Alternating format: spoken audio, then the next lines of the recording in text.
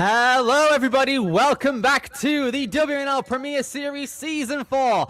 This weekend we are here at Next Level Ninja in Flemington, New Jersey, courtesy of our three course designers, Abby Clark, Joe Capo, and Braden Proven. This is going to be a very exciting competition. This is our first Premier Series 4 competition in the Northeast region, or New England region, the top right, we'll say, of the US, and I'm very excited to be getting it underway. We have a lot of athletes for this weekend. Hello everybody, my name is Billy Dixon. I am joined alongside Kane Malden here for the kids today. Kane, it's getting serious. We're in the meat and bones of this Premier Series now. 20 kids this time. Yeah, that's true. I believe this is the first division in the season so far where we're going to have some serious competition both in the boys and in the girls. 20 competitors is going to be insane. Our competitors are really going to have to work for it, but I could not be any more excited. Why don't we get into the Premier Series format while we see our athletes on the floor here? All right, so what all of our athletes have done, have gotten into the top 25% of all athletes for the World Championships, along with their season standings in their region. And every single athlete that fits those credentials has gotten an invite to the Premier Series, meaning that they can compete in any competition that we are holding for the Premier Series around the world. We've got two courses we're running today. We've got placement and challenge. On the placement course, if you fall or run out of time, your run's over. Simple as that.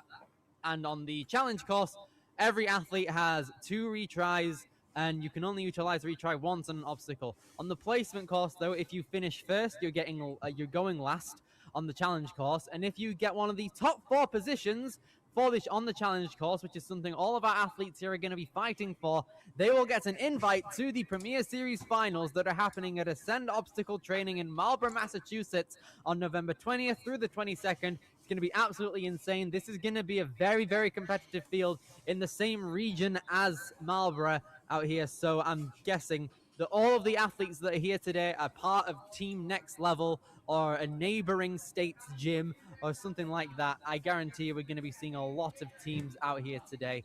It's going to be a very interesting and competitive time. Absolutely. We are looking at the first obstacle there. We have, I believe, 8 kids female competitors. So that's going to be super exciting. 4 that are going to be making it, 4 that are not. So like a coin, you want to bet on the right side so you can go to the Premier Series finals. Indeed. So we have 8 kid females, and that means 12 kid males out here. Top 4 in each division are going to be going through to the Premier Series finals that are happening at Ascend Obstacle Training So they're happening at Ascend Obstacle Training in Marlborough, Massachusetts. There we go. We got a long way to go throughout this whole weekend. I will get it nailed a few more times. I trust myself to do such a thing.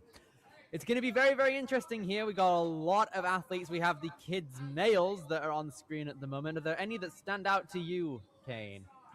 In last name, I do recognize Choquette or Choquet, pardon my French. Also Jackson Ascone, because I believe there is a bit of relation to Alex Ascone, who is a strong ninja in his own right. So, demo run. Right, here we go. So this is what our placement course is going to be. We start out on a couple steps onto this special delivery trapezoid out here, it looks like. Following along through with some rings, and it looks like some flywheels dropping down there. Moving along over to a spinning disc. And then we do a quick 180 on that trapeze over to a dragon head. Yes, have a look at that. Nice. That's an obstacle from 2025 World Stage 1. Going around onto that pole, moving up onto that box, now onto a little bowl. Hold, moving along through that trapeze, onto a TikTok in the air. Okay, I like the development there. Move along through onto this board. Gonna take some swings over to this trapeze, I'd assume. Yes, okay. Moving along through here, our next obstacle is going to be a ring swing, a large boot scoot onto a skateboard, and then the buzzer. I like that final boot scoot, moving straight along. A lot of opportunities for time save there. This is going to be a very fun time. 7 obstacles that consists of there. I'm expecting some large flow, some big links out in this course. Very, very hype. Absolutely, and I do believe we have our first competitor there on the start line. That's going to be Kyla Choquette. Kyla here has competed 8 times out. No, I'm looking at the wrong thing. I think Kyla's 16 or 15. There we go. 15 comps on the regular season there. We got her coming out of Mansfield, Massachusetts out here. So being relatively close to Ascend, she's definitely going to be wanting to look out for one of those final slots so she can go in November. And even then, we have Vitality that's coming up in a couple of weeks as well. So she could also go to that. That's in Massachusetts, even closer to where she is at home. But Kyla going to be starting out a massive weekend here at Next Level, a big responsibility to set the precedent for what's to be expected for the entirety of our Premier Series roster here. Yeah, I do believe there is Coach Henry, I want to say, on the start line there with the chalk, who is one of my favorite coaches. I always love to see him when it comes to these Northeast qualifiers. Let's see if he can harbor some grand energy for Kyla here. It's going to be a very, very fun time. I've seen a lot of coaches already. I saw Henry, as you said. I saw Charlie Ball in the distance as well, holding some chalk. So we know we're going to be seeing him on the sidelines. But focusing the attention onto our kids now to start things out for our Premier Series weekend here at Next Level. Our New Jersey qualifier is going to start out with Kyla Choquette out here coming out of Mansfield, Massachusetts. Going to be getting ready to go. Yeah, just getting some last minute clarifications. I do see the timer is flashing. You can get a little bit of a glimpse of the clock, and so can our athletes as well. So make a mental note of that. Don't let it get in your head, obviously. That was an aspect in the show as well. But Kyla's off to the races, quickly through the first obstacle. Not going to use that board, but is facing backwards. Can use that ring to turn on around, though. Yeah, I like the idea that we're seeing here, moving across on these rings here, immediately dismounting off of that flywheel, going to shift on over to immediately the trapeze. No need for a spin wheel. I'm excited about that development. Onto the tip of that dragon. Here we go. Here she goes, 35 seconds. Oop, having a bit of trouble on that pole there. Needs to force herself over so she can get onto this box. Trying to move on through. We saw there's a lot of opportunities for some brachiating here. We got the TikTok moving along through here. Got to be careful as she moves along through onto this trapeze. Here we go now. 15 seconds. We got the time here, Kane. The boot scoot gonna come along. Here she goes, and it looks like the foot tap. No. Okay, so it's apparent to me that our competitors got to go from boot scoot to skateboard. So you're going from being an acrobatic to being Tony Hawk on this course. Culminating I was going to make the Tony final Hawk move. reference as well. But still a pretty solid run that will set the standard for our outgoing kids, female athletes. Right, so we see the precedent there be set already. We've seen what our first competitor, Kyla, can do. Harper Freeze now going to come on through, coming out of Maryland. Moving along through off of those stepping stones, and now she's moving on through a minute time limit on this placement course. It's a tight one for all of our kids to move along through with, but regardless, we're going to be seeing some development in these obstacle approaches, I'm sure. Harper coming along through on these flywheels, not a problem, as she sprints over to obstacle 3 here, which is the Slay the Dragon. Yeah, we're not seeing a lot of usage of that spinning disc. Now, our competitors so far have been 8 years old. The division spans 6 to 8, so our taller competitors can just jump for it. That stretch of the frame is going to be very helpful going to the dragon head as well, but 20 seconds is not ideal. Yeah, we're seeing the time ticking down as Harper comes along through on to keep scrolling out here. Ooh, isn't able to release on that first approach here. With 5 seconds left, can she develop her swing? It tries to reach out, but sadly that's just going to be it for her run. Unfortunate there, but still very, very good. I think there's going to be a lot of developments in this leaderboard as well, because as opposed to the other divisions throughout the entirety of the Premier Series, where there's only been about 4 female athletes in the kids division, we have some opportunities for the leaderboard to shift, so it's really hard to tell who's going to be first and who's going to be last moving into the challenge course. Yeah, obviously you want to be in the latter half because it'll lay the groundwork for what you want to do in the challenge course. But Callie is off to the races, a little shaky to start out, but she's made it through. Didn't doubt her abilities one bit. Absolutely. Here we go. Callie Kleeman coming along through out of Springfield, New Jersey, as she moves along through into Slay the Dragon. The dragon has been fully slain today. Everyone who's attempted it has gotten past it. It's going to be an interesting approach here to see if Callie... I like the idea of still holding on to that spinning disc. Here we go. 25 seconds, though. Time is going to be quite a tricky factor here. Gets a hold of the delivery and dismounts accordingly. Yeah, really stuck the landing. Now her shorter frame is going to be tough to get to the step, but Callie's there.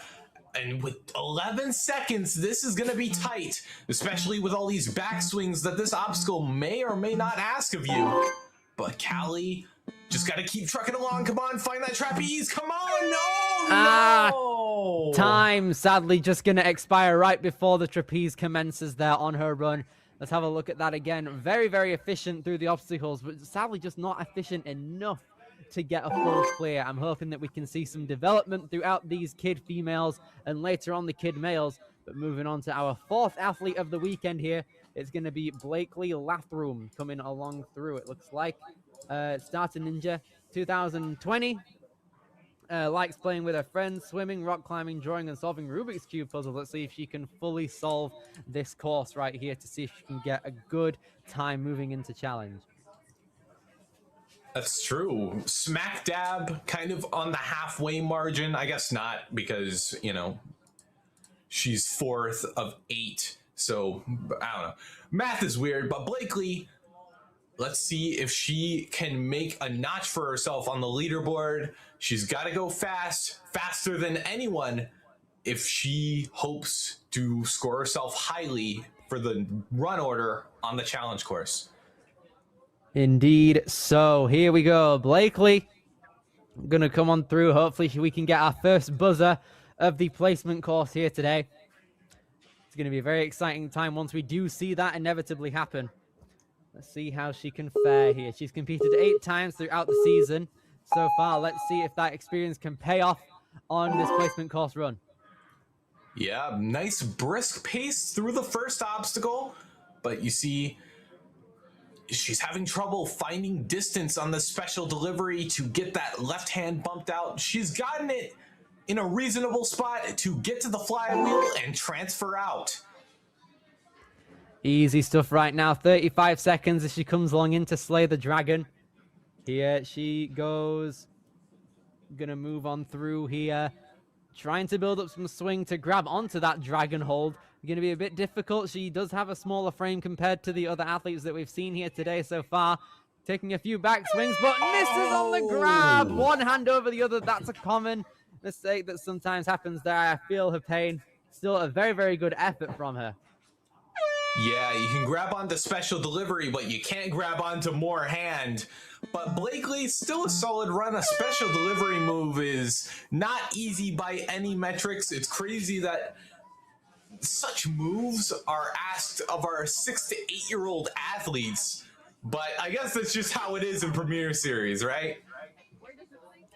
Precisely so. Our athletes here in Premier Series, you know, the top 25% of all athletes. It's going to be a very, very high skill field in our competitions throughout the whole world. You know, we've got not only the US, but we have the UK, France, and Australia that we've just had, and Canada later on too. So we're going to be seeing if Ellie Cedar right now coming out of Annandale, New Jersey, is going to be able to come on through here and get our first buzzer on the placement course coming out of Team Next Level here too, it looks like.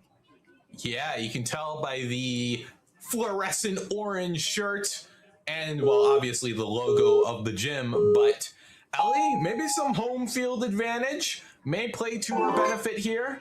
So far, so good, but now she's got to find her way off this board. And the hand placement, she kind of turned her hand and it caused her whole body to go crisscross applesauce here. But Ellie is out of there and making good time as well. Indeed, so we're seeing 35 seconds up to the Dragon Head seems to be the norm for our athletes, but you can see a Staticking reaching out and linking that dismount. This is a very efficient pace here. Ellie looking like she's desperate for a buzzer here coming into the challenge course later on. Reaches out to that trapeze immediately. This could read good signs. Yeah, Ellie ring now to the cliff. A buzzer is definitely within reason, but this final obstacle has proven to be a crux point for all our athletes. Gotta go here, Ellie. Pull back. Go for Here she goes onto it. Oh, careful. Yes! Come on. Oh, what a finish there. A bit of an unorthodox approach on that skateboard, but it worked. 58.12 seconds is the time for our first buzzer of the day. Look at that chaos moving into that skateboard, and we have our first clear. The crowd going ecstatic at that. We have our first buzzer of the day. Yeah, that skateboard, she fell onto her bottom there, but when the skateboard hit the end, she kind of used her currently still moving velocity, Newton's first law of motion, I believe. An object in motion will stay in motion. That helped her get to the platform. Precisely so. We have only 3 female kid athletes left on this placement course.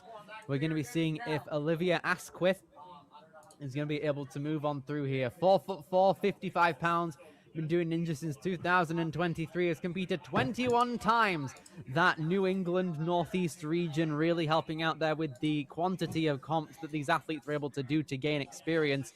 So let's see if Olivia here is going to be able to pull on through to get our second buzzer of this placement course. Yeah, Liv, been competing for 3 years, and would you believe it? Now standing at the start of a Premier Series qualifier, along an arduous ninja journey to get to this point, I believe. So I hope Liv can perform at her very, very best here.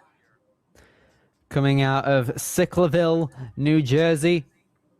Going to be a very, very important time for these athletes in their ninja careers. For some of these guys, it's their first Premier Series comp, their first proper high-end qualifier for something that the WNL has to offer when it comes to the Premier Series right now. So Olivia here, hopefully is going to come on through momentarily. Just having a look at everything. Seemingly we're ready to go here. Liv on the start line, just making sure everything is ready to go on our course.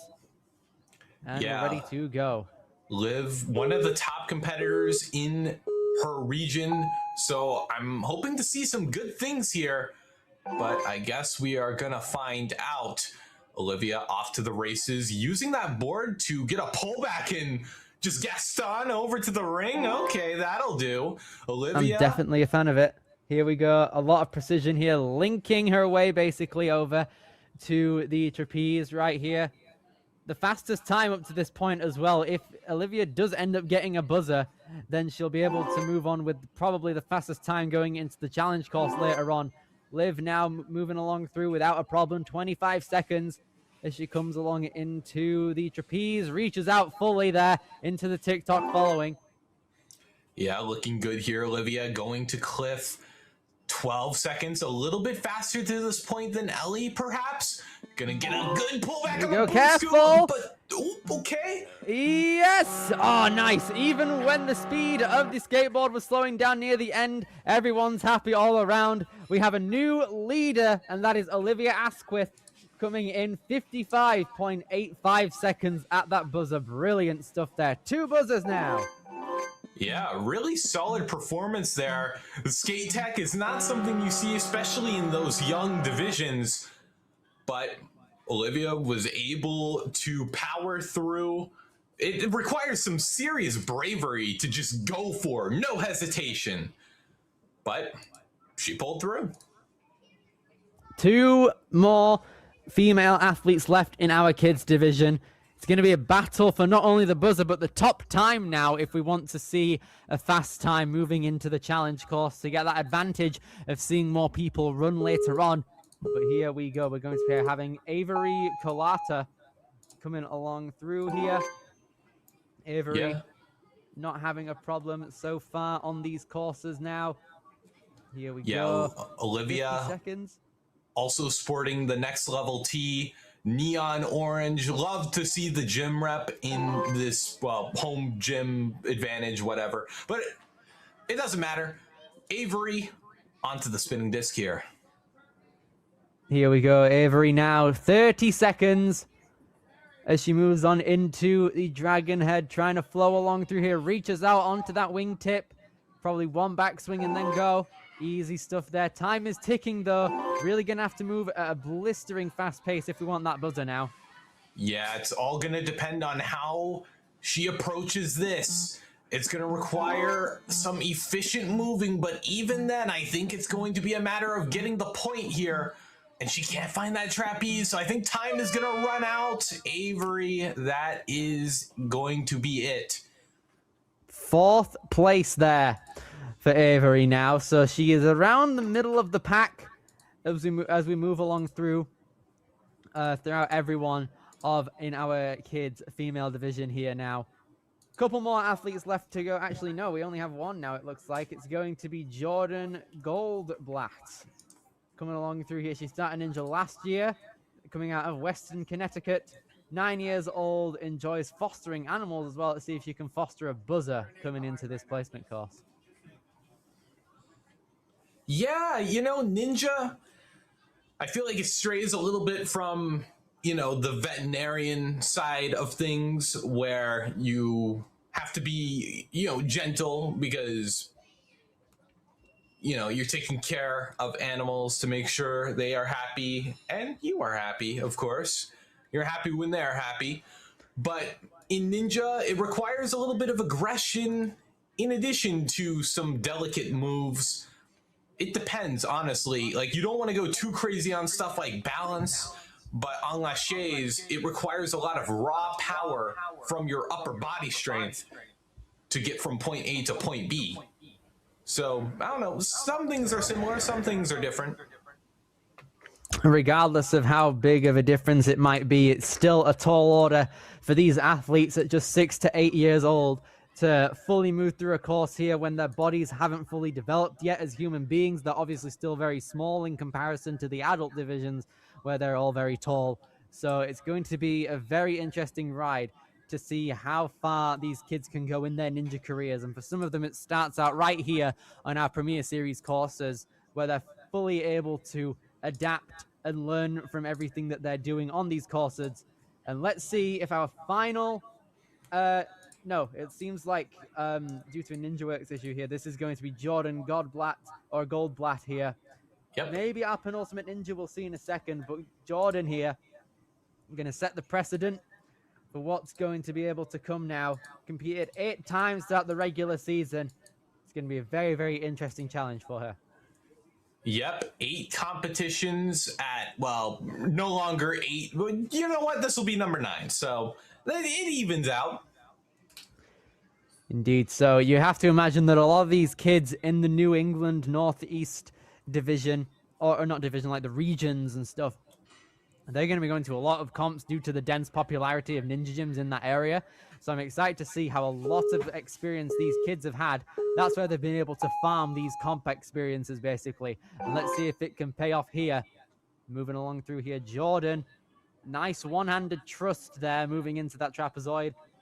Yeah, starting at a standstill, though, gonna have to build it up. That's gonna cost a little bit of time. For most of our competitors, it hasn't been a matter of the obstacles, but rather the clock. So Jordan gonna have to keep moving here. 35 seconds, the norm for these athletes at the minute to get here to the Dragon Head. It can do wonders for our people here. Nice jump into that special delivery, and I think the special delivery might be the easier option, honestly, because the dragon tips are further away, and that's what more of our athletes are doing. But regardless, Jordan, 18 seconds, really needs to move on to that trapeze first time. Not a problem. Here we go, moving that and reeling in that TikTok. 10 seconds left. This is going to be a very, very close one. Here we go, just under 5 seconds. The trapeze, one backswing. I don't think it's going to be enough for the buzzer, but she moves along. She loses the ring, and time expires.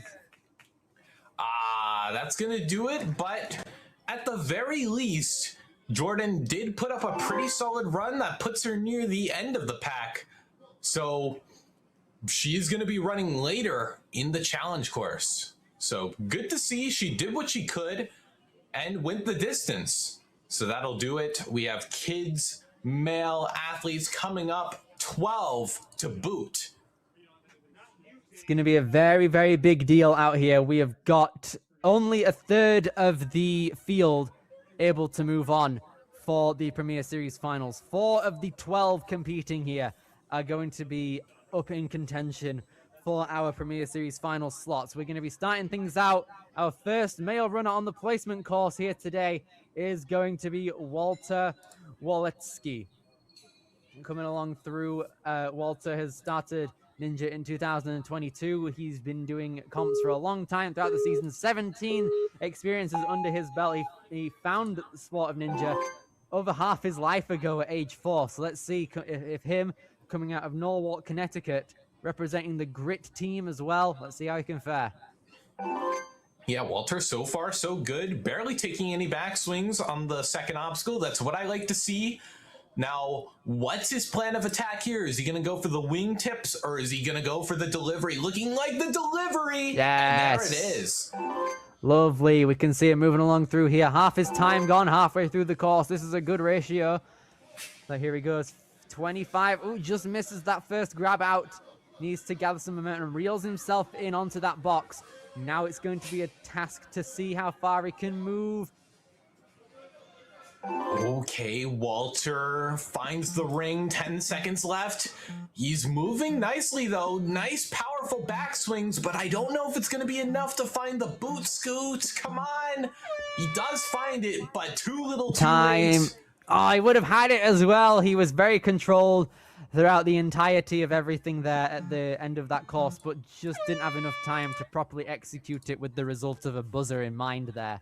So that's our first result on the board. Getting close to the buzzer, but no cigar still. Let's see if Colby Choquette can move on through, coming out of Mansfield, Massachusetts. Yeah, Colby just saw our first competitor of the kids male division, for that matter, go up. And it wasn't a matter of the obstacles. Like I've been saying, it's not really one particular obstacle that's going to be so tricky for our athletes. It's going to be the clock that they have to contend with. But Colby, let's see if he's done his homework. Looks like he's also got Coach Henry on the sideline. I like the idea of getting the shoes dry as well, especially with an agility obstacle like these little spring steps. The springing steps being bouncy on springs, of course. Making sure that everything there is in play and ready to go for Colby to get moving. You can see him. He's playing to his teammates in the audience there. They're going to be running up very shortly. But Colby can be getting ready to go. The countdown commences and Colby's off. Yeah, Colby already moving with some serious speed. Yes! And, oh, wow, a little follow-through on the flywheel as well. He jumps straight to the trapeze and going for the wingtips as well. Bravery from Colby. He shows no signs of slowing down, and this is the kind of speed I wanted to see, Billy. 26.5 seconds ahead of Walter to this point, and even with that miss on the boot scoot, still going to have enough time to move on through 30. We're going to see sub 30 at some point. Oh my goodness, Colby came along through there. We could see an early contention for our full winner, or at least a Premier Series final slot with that speed. Oh my. Wow, that was insane. We were talking about the time. Outside of that miss on the boot scoot, that was an incredible run. He really kind of tried to optimize his plan of attack. He knows the kind of talent that's coming up, and he wants to give himself as much of a head start against the rest of the contention here. Samuel Lee now is going to be next, chalking up on the start line. Coming out of New York State, he's representing the green finalist shirt from 2025's Worlds. This is going to be an interesting one here. So we've already seen the fastest clear of the day so far. Is anyone in our kids male division going to be able to best it? Can it be Samuel? We're going to have to see. Yeah, I guess we're going to find out. Now, I do believe Ninja runs in the family. I believe he has a sister that competes, Misha Lee. But Samuel wants to do great. Make sure that success runs in the Ninja family, so to speak. You know, we've seen it time and time again. Here he goes. He has competed 20 times throughout the season. A lot of these kids sharing the same type of experience in their lives here, so it's quite an even playing field, especially with everyone being in the same region with a lot of comps going on at the same time throughout the entirety of our regular season of WNL. But in Premier Series now, it's a different beast. We've got 2 courses here. It's going to be ultimately a test to see which 4 of our 12 athletes in the male division are going to be able to move through onto the Premier Series finals. Can Samuel Lee be one of them to go through? Yeah, experience is definitely a factor here in Premier Series, especially when our athletes are so young. Colby, in fact, had 25 competitions under his belt. Samuel, also very experienced in his craft. Off to the races he goes. Let's see if he can put up an incredible time. Seems like he's taking the same kind of approach that Colby was earlier, trying to get through as many of these obstacles as quickly as possible, trying to minimize the amount of backswings he's taking as well. I'm liking the development, the one-handed trust there, swinging down. Brilliant stuff. Is he fine? Yes, he is. Okay, that was very, very close to the edge there, but Samuel Lee pulling through still. Okay, Samuel, this is where time can be shaved, and Samuel finds that trapeze, gets a hold of the boot scoot on the first go. This is big here. Nice. Keeps that balance. 42.20 for Samuel Lee. We're seeing some clears now. Hopefully we can get a little send train going. This will be very, very good for our kid male athletes. This is brilliant. Yeah, very solid run. 2 finishers already. We love to see it get the send train rolling, if I do say so myself. But up next is Cameron Choquette. We just saw Colby finish the course, and Colby was right there with him, carrying the bucket of chalk. I'm liking the drip as well that we're seeing from Cameron too. Seems to be repping the, is that the Surge uniform, I want to say? And then the trousers look mint as well. Very, very much a fan of it. But here we go. It's going to be a very, very exciting time for the second Croquette brother out here. Or Choquette brother even, sorry. Here he goes, trying to move on through as quickly as possible, brachiating through these rings and wheels as he moves on down to these next few obstacles here. Yep, from disc to trapeze, going to help himself with the disc, grab onto the trapeze. He gets a little bit of swing, but with that smaller frame, it's going to be harder to get to the wingtip. Cameron is through, though, and with 30 seconds left, has 3 more obstacles left to go. Bull, but his swing wasn't set quite right. Very, very close here, Cameron. He's trying his best to push the ball back up the track, but it's on a slant, as you can see, so it's hard for him to grasp it. And Cameron, sadly, is down and out early on in the placement course. That's going to put him earlier on in the challenge course, but there is still an opportunity for him to get through to the Premier Series finals if he delivers there. Do remember that we have the retries in play for the challenge course, so our athletes are able to take advantage of those if need be. But let's see, we've got still 9 more athletes in the kids male division, the first of which being Gennaro Boisjard, or hang on, Bardwaj, I believe. Bardwaj, okay, nice, thank you. All right, Gennaro standing before the course. Looks like he's getting a glance at his coach, who is kind of helping him visualize how to get on to the second obstacle. Hopefully his plan of attack has been finalized. I'd do the exact same thing if I was Gennaro at the minute, especially with an agility obstacle being so early. I'd go to the side of it and plan out my steps right next to it so I can get familiar with the distance of everything, and let's see how he fares. Do keep in mind, though, it's springy, and a bit more bounce will come through on the platform, but Gennaro is getting ready to go here, hopefully, to get a buzzer on our course. Yep, Gennaro. On a course this short, you kind of have to plan out every move, what backswings you're going to take. Let's see, what has he formulated on this second obstacle? We were just talking about it. Gennaro, ring to the flywheel. Easy does it. He's through. This is brilliant so far. 40 seconds. Ooh, does the other side of the turnaround there. Went around through to the through to the trapeze instead of going directly head-on. But regardless, Gennaro, with half his time down on the clock, gets a grab of both of the wingtips here. Let's see how far he can go throughout this course. So Buzzer still might be in contention if he blazes through. Yeah, but first things first, got to get to that trapeze, and he can't get there! Oh! Sadly, just isn't able to reach out there.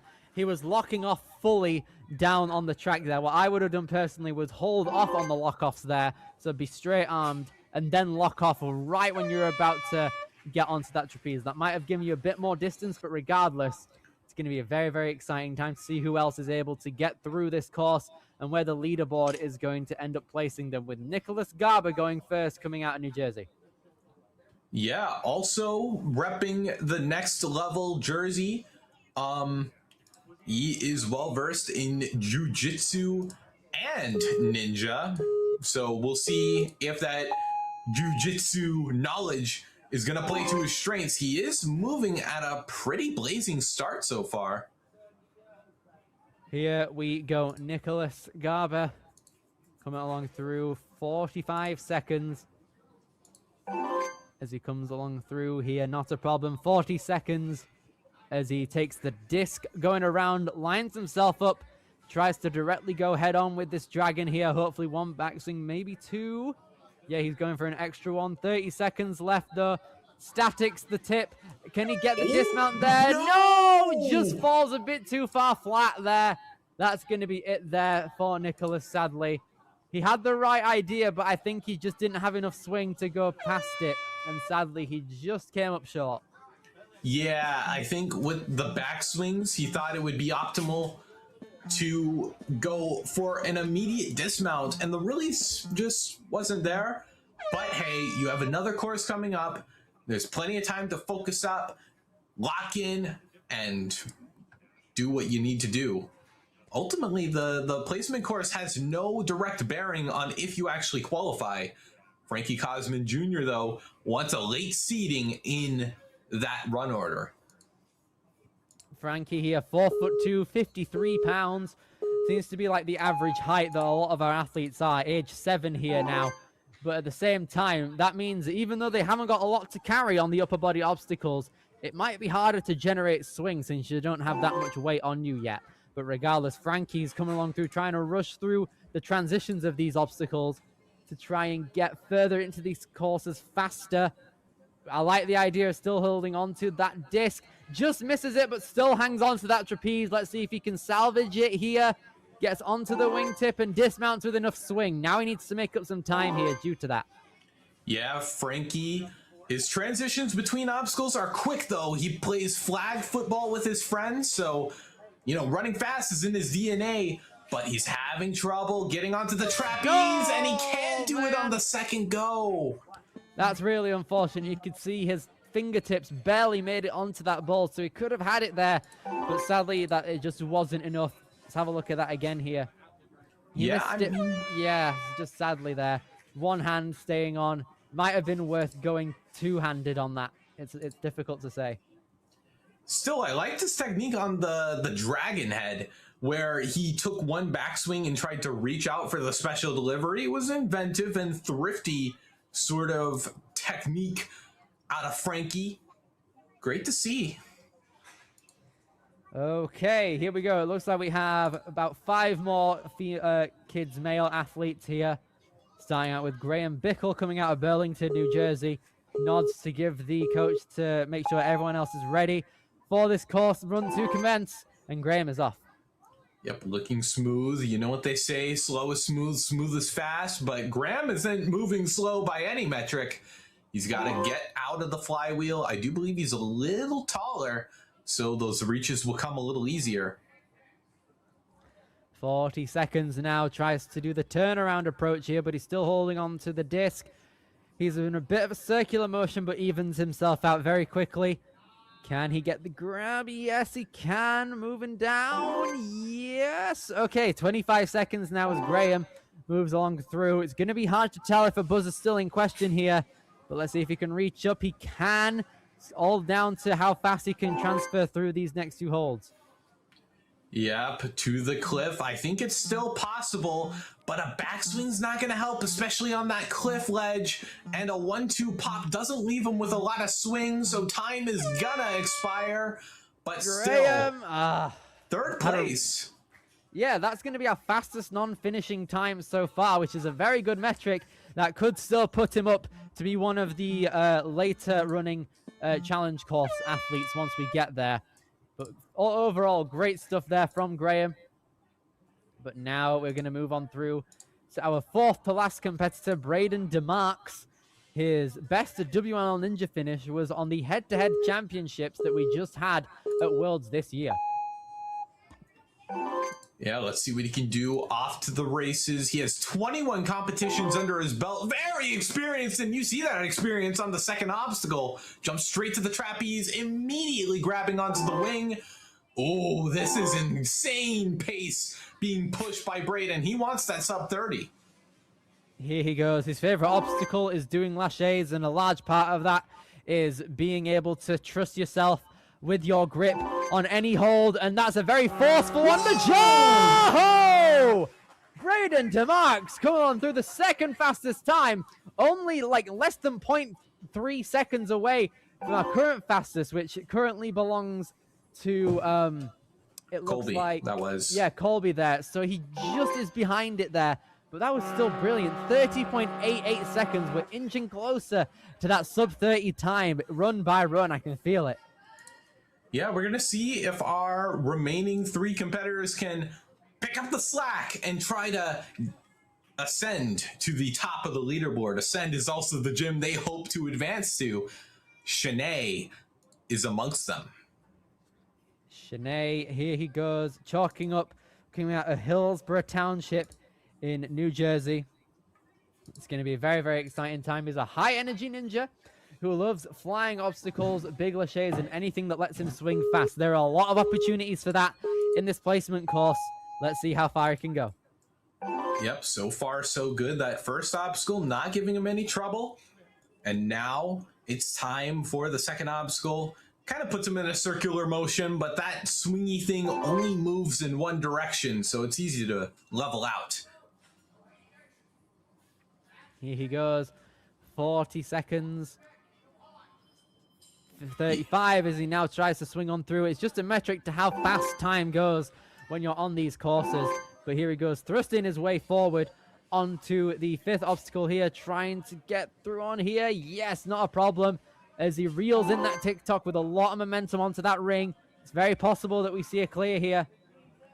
Yep, looking comfortable here. 12 seconds. Gets a pullback as well. That's going to help him out. With 10 seconds now, he laches No! with boost going and face plants. Oh, I hope he's okay. That looked rough there. And he had the skill to get through that skateboard as well. It seems like jumping straight to the ring without reaching out properly. That's a lot of impact to take on down, and it can really throw you off. And that's what happened there, sadly, with Shanae. But now, a few more athletes left to go. John Raffel has competed 10 times throughout the regular season at age 7 for the season, coming out of Branchburg, New Jersey. It's going to be a very interesting time here. We have 3 clears so far out of the 12 that are all in the division. We're at our 11th now. Let's see if we can get another. Also rocking the next level jersey. Now, something I'm kind of noticing is that John is definitely on the smaller side of things. So I wonder, how is that going to shake for him on this placement course? He's taking a slow and steady approach here. As you said, Kane Smooth is fast in these scenarios. But now John is trying his best. 35 seconds as he swings over to the Dragon Head, hopefully. Taking another backswing here. How's he going to fare? Gets onto that tip and swings down with enough momentum. This is good so far. Ooh, okay. Nice to see, John. It's better to get points and be a little slower than fall and miss out. But John, he's got to really dial in the swing. He's trying to set his hips back and finds the trapeze, but only 7 seconds left. Oh, this is going to be tough. Come on. Move through here. Time is going to expire for John, but still a solid run. that is unfortunate there. He definitely looked like that he had the skill to move on through the entirety of that course, but the time was just not agreeing with him, especially with that first grab onto the trapeze after the ball hold not agreeing with him. It's unfortunate there. I think that's going to be one of the top times as well, possibly, because he's one of the fastest non-finishers now. One more athlete to go for the kid males, and it's a good one. Jackson Ascone. Yeah, Jackson Ascone, I believe relation to Alex Ascone, who is a very, very decorated ninja in his own right. So hopefully some success can span the whole family. We can see a victory from Jackson, but first things first, this placement course, to give him as much of an edge over his opponents. This is big here. We could see one of our faster times possibly from Jackson. Here he goes, 40 seconds as he gets the swing on over. 35. Reaches out. Let's see how he can fare. The one-handed link down is what I'm liking to see here. 30 seconds as Jackson is now moving along onto the ball. Locks off near the end. That's good. A lot of continuation with momentum. Yep, that's good to see Jackson getting some very valuable points here. And with 15 seconds, as long as he can close this out, well, I mean, he's already guaranteed fourth, actually. So let's just see if he can close this out and get the buzzer that he also deserves. Oh, nice, very high. But time's ticking as he gets to the end there. And 58.84. Cutting it very close there. About 1.2 seconds left, nearly. Wow, what a way to end things out for our kids male division. A very tight buzzer, but a buzzer nonetheless.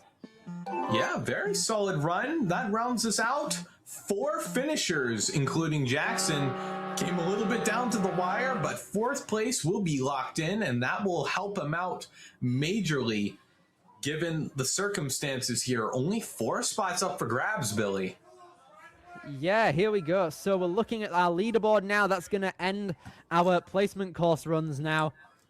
Well done to Colby getting the top time, but Braden isn't that far behind either, with only, it looks like 0.17 seconds partitioning them away from each other. But still, regardless, 2-3. Okay, thank you. But still, absolutely incredible stuff there. So with Colby getting first, that's going to put Nicholas going first on the kids male challenge course. Olivia Asquith was the only clear in the female division, it looked like. But then Blakely Lathroom there, sadly going out on the second obstacle, is going to be our first runner on the challenge course once we are back from our break. Kane, what are we going to be seeing on the challenge course? What do we expect? I'm not sure. I mean, I haven't seen a ton on the behalf of Next Level Ninjas, being completely transparent, but I know there is some incredible talent, and there is a lot of show experience out of Joe Capo and Abby Clark. So I think we're going to be in for a bit of a treat. Obviously, for our athletes, they're only, I mean, they're actually, no. They're going to have 2 retries. Can't fail the same obstacle twice, can't fail 3 different obstacles. So the course will be a little bit harder for our kids, but maybe for some of our smaller guys, it'll help them out. Less of a frame to hang from hold to hold. Indeed, so we have a lot of different variables that we're going to be seeing on our challenge course once it's time to get there. We'll be back with you shortly after the break. Do stay tuned.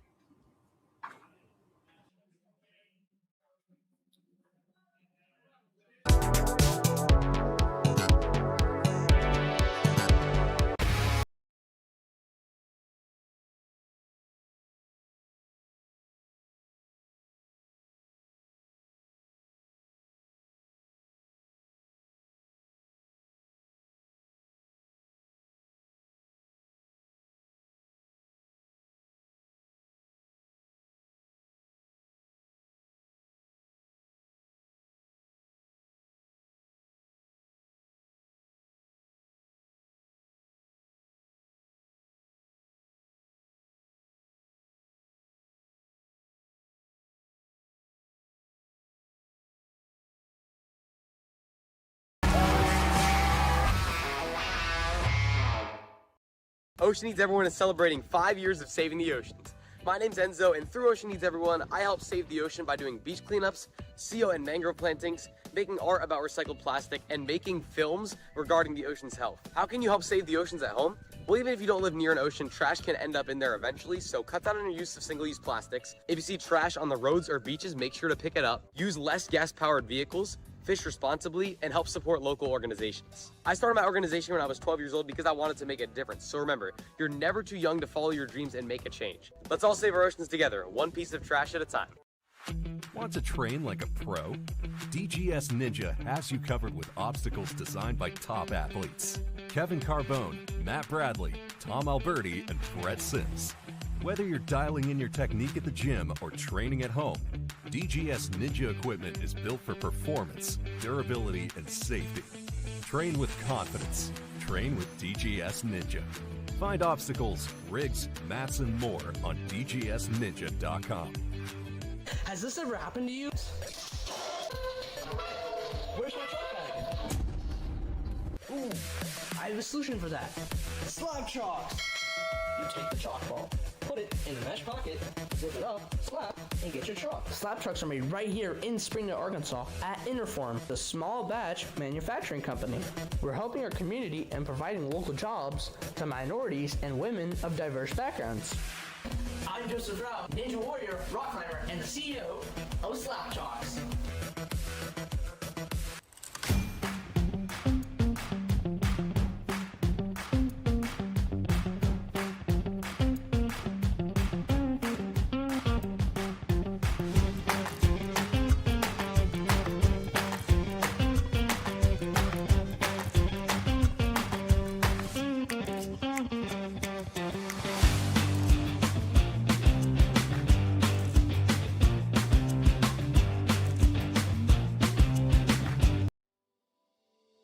Here at Stage 4 Designs, we are all about innovation and athlete safety. We've been doing this since 2015, designing the most innovative obstacles in the sport, and now with our partnership with the World Ninja League, we are very excited to bring some of our best designs to the highest level athletes in the world. For our process, it all kind of starts right here in our digital design. There's a much more deliberate process now in what we do, with our goal being the utmost in athlete safety. So we put everything into our digital design first, make sure it's all gonna work, then we procure the parts. We learned the process and refined it to what we feel are some of the highest quality urethane products you're gonna find in the Ninja space, and that all happens here at our custom-built workbench. A lot goes into our urethane, and we are very proud of the work that we do there. Everything that we build here at Stage 4 is all custom made in-house. It's not like we have a stock of a bunch of stuff. So when you do place an order with us, that order comes through and we basically build everything from scratch. Paint department is scalable. We basically hand paint most things, but some things that require a little bit more spray or bigger, we're capable of that as well. These athletes put these obstacles through some of the most rigorous circumstances that you could think of, and we want to try to plan for every contingency. We never want an obstacle to break on anybody. We always want our stuff to feel solid and not move around a whole lot, so that the athletes can trust their skills to throw the biggest moves that they possibly can on anything that we put out there. Our CNC machine handles all of most of our flat goods. It's the workhorse around here. It actually does a lot of the heavy lifting in terms of cutting things out. We don't do any of our flat goods by hand. We make sure that everything is exactly the same and replicable, so that, you know, if you're doing courses or you have athletes that are going either head to head or the same obstacle that you're gonna find at one Ninja gym is gonna feel exactly the same if you go to another Ninja gym or your home for that matter, so that there's consistency with all of our product. Over the years, as we've added to our suite of products that we offer, we realized that pipe and metalworking is becoming more and more commonplace in Ninja obstacles, and to meet that demand, we've added the ability to do that here as well. So a lot of the obstacles that you'll see that we design and develop are meant to go on truss, and pipes are a big part of that. So we've added a pipe bending station here, and look for, in the future, us to offer a lot more innovative obstacles that kind of exist in that space where pipes are a big part of it. So here, everything that we put out is tested by real ninjas before it goes out. We want to make sure that our obstacles can stand all sorts of unforeseen circumstances. We know that ninja athletes move in ways that are innovative and new, and we want to try to account for as many of those as we can and make sure that those obstacles hold up. So we test everything. Over the last 10 years, Stage 4 Designs has been committed to developing the most innovative obstacles that you're going to find, but also the safest and most reliable obstacles. Our motto here is elevating obstacles. We do feel that on this platform, we can take something that's both fun and creative, but also elevate it to an industry that deserves to stand on its own.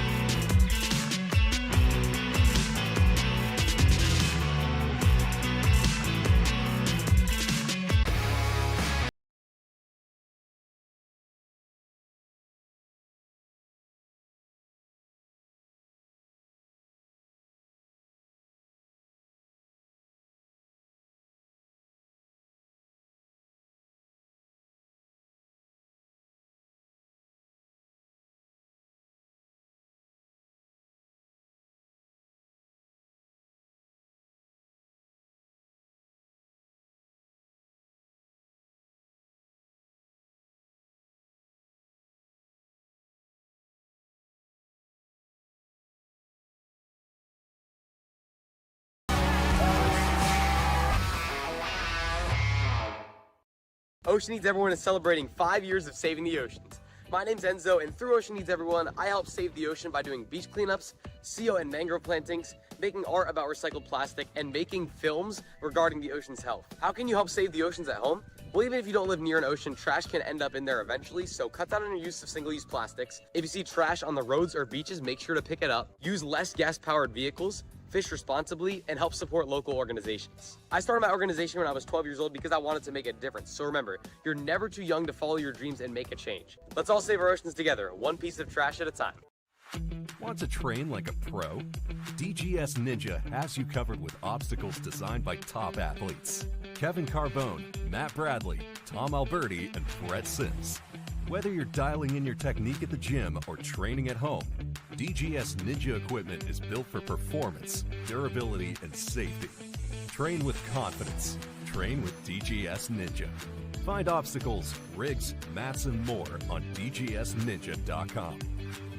Has this ever happened to you? Where's my chalk bag? Ooh, I have a solution for that. Slab chalks!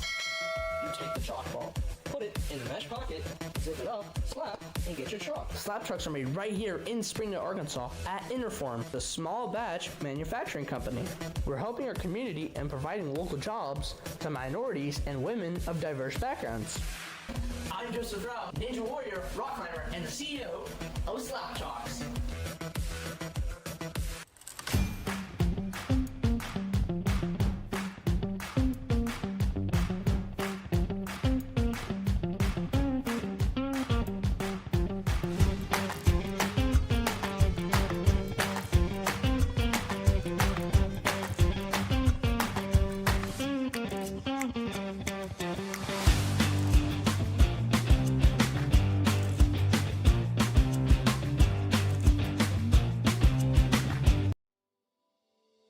Here at Stage 4 Designs, we are all about innovation and athlete safety. We've been doing this since 2015, designing the most innovative obstacles in the sport, and now with our partnership with the World Ninja League, we are very excited to bring some of our best designs to the highest level athletes in the world. For our process, it all kind of starts right here in our digital design. There's a much more deliberate process now in what we do, with our goal being the utmost in athlete safety. So we put everything into our digital design first, make sure it's all gonna work, then we procure the parts. We learned the process and refined it to what we feel are some of the highest quality urethane products you're gonna find in the Ninja space, and that all happens here at our custom-built workbench. A lot goes into our urethane, and we are very proud of the work that we do there. Everything that we build here at Stage 4 is all custom made in-house. It's not like we have a stock of a bunch of stuff. So when you do place an order with us, that order comes through and we basically build everything from scratch. Paint department is scalable. We basically hand paint most things, but some things that require a little bit more spray or bigger, we're capable of that as well. These athletes put these obstacles through some of the most rigorous circumstances that you could think of, and we want to try to plan for every contingency. We never want an obstacle to break on anybody. We always want our stuff to feel solid and not move around a whole lot, so that the athletes can trust their skills to throw the biggest moves that they possibly can on anything that we put out there. Our CNC machine handles all of most of our flat goods. It's the workhorse around here. It actually does a lot of the heavy lifting in terms of cutting things out. We don't do any of our flat goods by hand. We make sure that everything is exactly the same and replicable, so that, you know, if you're doing courses or you have athletes that are going either head to head or the same obstacle that you're gonna find at one Ninja gym is gonna feel exactly the same if you go to another Ninja gym or your home for that matter, so that there's consistency with all of our product. Over the years, as we've added to our suite of products that we offer, we realized that pipe and metalworking is becoming more and more commonplace in Ninja obstacles, and to meet that demand, we've added the ability to do that here as well. So a lot of the obstacles that you'll see that we design and develop are meant to go on truss, and pipes are a big part of that. So we've added a pipe bending station here, and look for, in the future, us to offer a lot more innovative obstacles that kind of exist in that space where pipes are a big part of it. So here, everything that we put out is tested by real ninjas before it goes out. We want to make sure that our obstacles can stand all sorts of unforeseen circumstances. We know that Ninja athletes move in ways that are innovative and new, and we want to try to account for as many of those as we can and make sure that those obstacles hold up. So we test everything. Over the last 10 years, Stage 4 Designs has been committed to developing the most innovative obstacles that you're going to find, but also the safest and most reliable obstacles. Our motto here is elevating obstacles. We do feel that on this platform, we can take something that's both fun and creative, but also elevate it to an industry that deserves to stand on its own.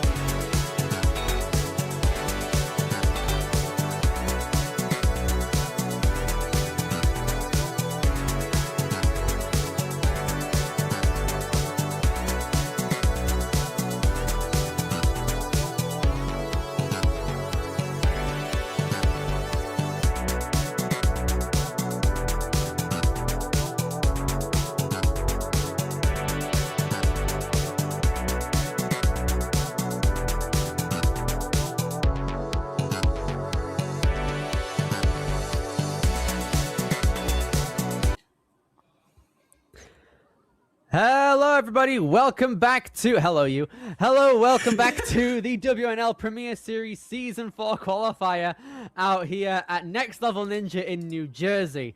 My name is Billy Dixon. I am joined alongside Kane Malden and these three people and Charlie Ball.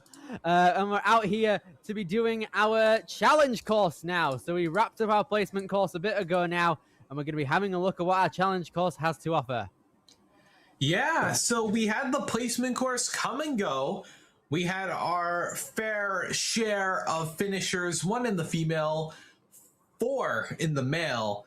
So we're going to see if the success can truck along into the challenge course, a course that is in general more pumpy and difficult, but you get 2 retries, 1 per obstacle. So you cannot fail the same obstacle twice, nor can you fail 3 different obstacles. Indeed. So we've had some incredible challenge course moments throughout the entirety of our Premier Series, and we're going to be having a look at what it has to offer out here at Next Level. It's a very big gym. It's an underrated one as well. I think it's definitely up there with one of the best in the New England, Northeast region. I cannot wait to see what it has to offer. You see a lot of the best ninjas in the world train here, and a lot of them are out here in our kids division right now that are going to be taking on. We have 20 athletes, 8 of them in the female division, 12 of them in the male division, and only the top 4 in each are able to move on through to the Premier Series finals. So let's have a look at what we have to offer here. So we have a rope swing into a wall that we got to climb over. Ooh. To start things out. I like that. Then immediately moving on to a rope slider into like a little sky hook there, dismounting.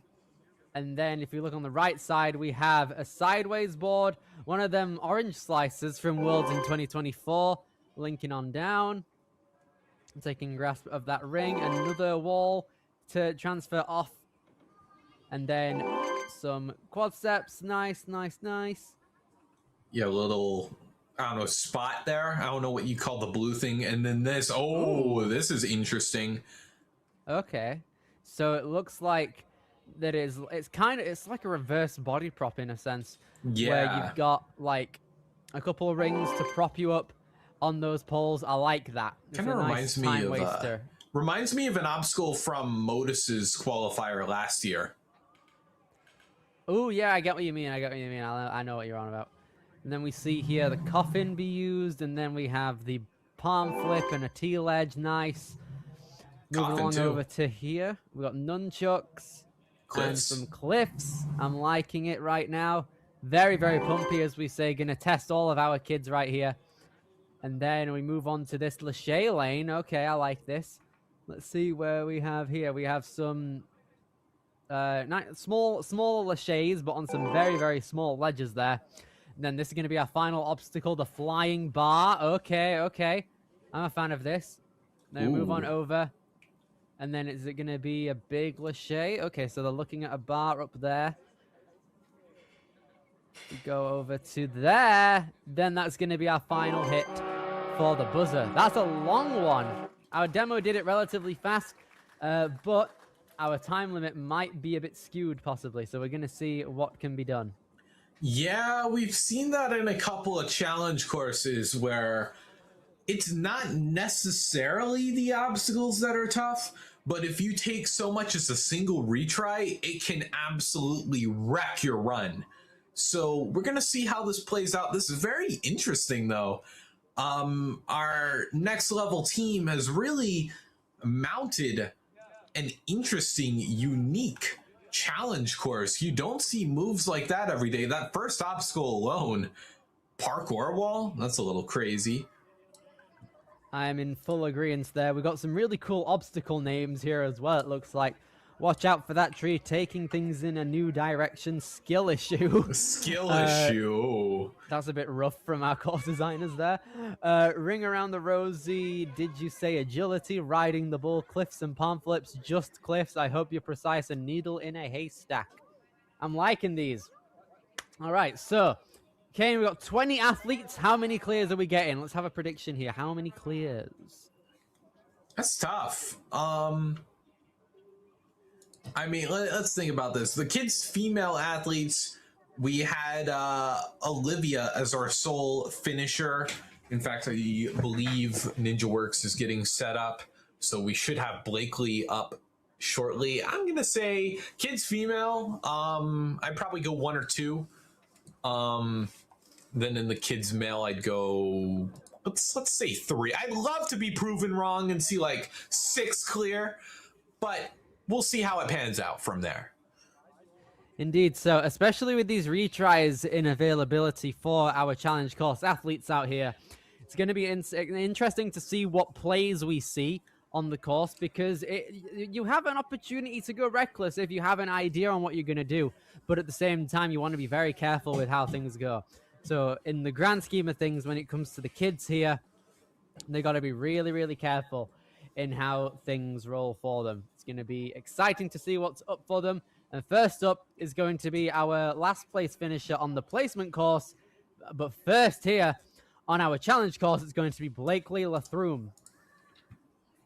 Yeah, has a lot of things going on in her life. Loves playing with her friends, swimming, rock climbing, drawing, amongst other things. Also a big fan of Stranger Things, which had an interesting ending. But no matter, Blakely is going through the motions here. Here we go, moving along. Oh, sadly just drops down. So that means she's going to have to take her first retry. If she gets past this obstacle, she can carry on. But if she falls on this one a second time, it's over for her. Let's see how she fares. Here goes Blakely. Yeah, needs a better kickoff here. Didn't have a lot of momentum to boot. Ooh. I wonder how her vertical grip strength is, because she's locking off a lot on that rope. Got a lot of momentum there, and that should be enough to drift back into reach, but she's too low. Unfortunate there. You could see she was trying to reach out with all her might there onto that little sky hook there. She got her fingertips on it, it looked like, but sadly just couldn't wrap her full hand around to grasp on. So now, second challenger, Harper Freeze, coming along in. Starting Ninja 2023. She's been doing Ninja for 3 years. Harper loves Ninja and all of her training. Her favorite obstacle is anything that involves flying through the air. Hey, the flying bar is last up on our course in Needle in the Haystack on that obstacle. She loves the TikTok and swinging from any handhold. When she's not doing Ninja, she enjoys playing with her dogs, hanging out with her mates, and being creative, singing, dancing, and painting. All right, I like that. A lot of general skills there. Let's see if you can translate all of it into a challenge course clear. Yep, Harper standing at the start platform. Wants to be one of the lucky 4 to move on to Ascend. Ascend isn't too far away from this New Jersey facility, so I'm sure if she makes it, she will be stoked to make the trip over. Indeed. So we have some tough competition, though. Out here, we've got 8 people in the kids female division, and only 4 can go on through. For both the females and the males. On the male side, we've got 12 in total, so only 33% of the field are going to be able to move on. Half of the field is going to get cut for the female division. Let's see if Harper can get into that upper half. Yeah, that's true. It's a 50-50 split, and everyone wants to be on the positive side of such, like a coin flip, but there is no luck here. Just pure, concentrated power of will and ninja ability to boot.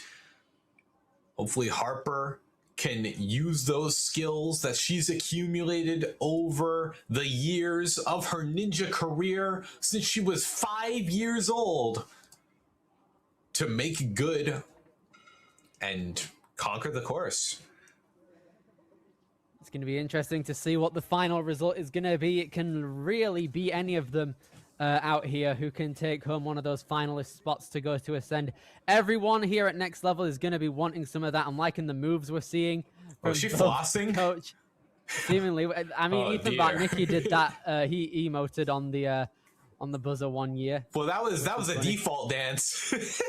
Was it really? Oh, I couldn't remember the specific one.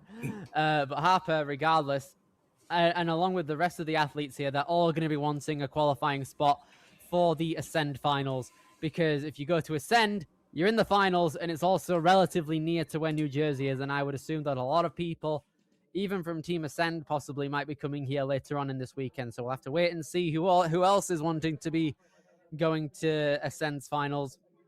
But regardless, Harper here is hopefully going to be in that top half. It can really be anyone's game. Yeah, it's true. Harper, I believe we are dealing with a little bit of a venue, an issue in-house. So we should be getting that cleared up. Harper's getting a little bit iced, as in, waiting at the start platform with no concrete ETA of the 3, 2, 1, go queue, that is.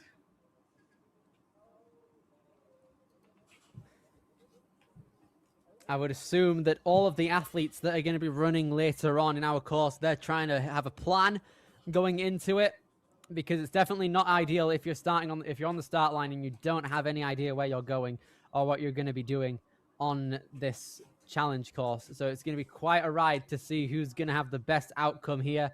There's a lot of directional changes as well. It can be quite a maze when you're coming through here on these courses, especially for the kids as well. You never know what can happen with them. So we're going to have to wait and see.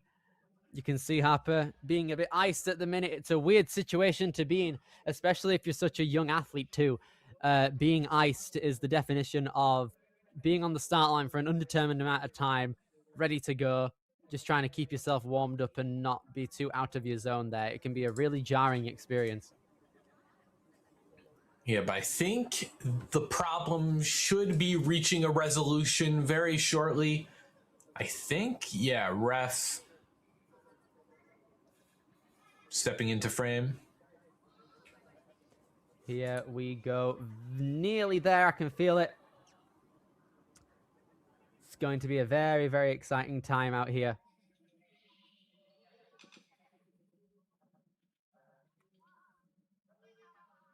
I've also just found out that I've just gotten the run order for the entire weekend as well on the Next Level Ninja website. So we have a lot of great talent that's going to be coming along through here. It's going to be a very, very exciting time. But shifting the attention over to Harper, here she goes. So we just saw Blakely sadly go out on the second obstacle. But regardless, we're going to be seeing how far that Harper can go. Trying to climb over this wall right now. It seems like, what was it, 3 minutes, 15 seconds being the time limit for our 10 obstacle challenge course. There are a lot of opportunities to be fast here, but Harper trying to just get through the obstacles, still holding on to the rope, even though she had a missed attempt there. 2 minutes 45 as she tries to move on through here. We can see the right side of her screen here. Getting that dismount. Yes. Okay, now moving along through. Gonna take a jump off of the trampoline onto the sideways board first off. Gonna eye up the trampoline there onto the orange slice. A cliffhanger on one side, a rail on the other. Yep. And she is gonna go for the trapeze or the dismount, it looks like. Yeah, platform. Yes, okay, the dismount, no problem. 4 obstacles in now, trying to move on here. Yeah, ring around the Rosie. Swing. Another usage of the wall, and then from here, there we go. The balance, the only balance obstacle I believe on the entire challenge course. Let's see if she's well disciplined here. Oh, and that spins as well. Yes, nice. Okay, good recovery there from Harper. Now we're moving on to quite a time waster here, riding the bull. It's going to be a very tricky one. You have slots. They're like half bar holds and like the trussing and stuff. So you have a way to lock in those rings, but it's just really difficult to lock them in, especially because there's a little hinge right above the slot too. But Harper currently is not having too many issues here. She's just trying to move on through. It's going to be a test for your core strength though, trying to hold yourself up. See those hands? By her locking in the right hand, yeah, she had to do a little hand swap from here. It is the cliffs and palm flips. So first things first, gotta grab onto that coffin, of course, after an easy trapeze grab. Here we go. Gonna get some swing here onto that coffin there. 50 seconds for about 3.5 obstacles at this point. It's gonna be interesting to see how far Harper's able to get. she's giving a good showcase of all the obstacles to the other athletes as well. So they've got to be looking at this run, trying to think what they're going to be doing. But Harper focusing on herself here, gets to that palm flip. No retries used yet, but time is going to be quite a big factor, I think, as she makes the dismount. Yeah, that's true. These obstacles, while there's only 3 left, they are pretty long and pumpy. These cliffs are no exception. First, gotta grab on, going hand over hand. It's kind of like a monkey bar set, and her hands come off. That's gonna be her first retry gone. It looks like there are a mix of cliffs with and without lips at the top of them, meaning that you can dig your fingers into some and some you can't. Here she goes. She's gotten onto the first one with a lip on it. 4 seconds now. Time's just going to run out, it looks like, and that's going to be it for Harper there. But still, incredible run there. Very, very nice. I'm a fan of how that went. Definitely gave the other athletes that are going to be in the kids' female division a chance to look at what's to come. Yeah, that's true. Making great distance on the course. When you run this early, you kind of have to leave it all on the table, leave it all on the course. We just saw that with our second run there. But we move on to runner number 3. It's going to be Callie. Callie Kleeman out here was one of the earlier runners on the placement course earlier. Springfield, New Jersey is where she's coming from. 5 times she's competed throughout the regular season in terms of stuff like qualifiers. Coming out of Springfield, New Jersey, age 7. She's ready to go and very energetic on the start line as well, as we're looking here. Chalking up, made a cloud of chalk here. Going to be getting ready to go very shortly. Yeah, you know, that energy is what I like to see out of our competitors, which I guess is what you expect from, I don't know, our kid athletes. You know, so early in their ninja career, they are super excited, super eager. I believe Callie is representing Center Court, which was a previous venue for a World Ninja League Championship, if memory serves correctly. Okay, here we go. Third kids female runner. We've seen a lot of the course on display, courtesy of our last performance, courtesy of Harper. But now Callie moving along through a very heavy rope that she's swung on there, I bet. 3 minutes and 15 seconds, 2.5 seconds ahead of the rest of the field so far.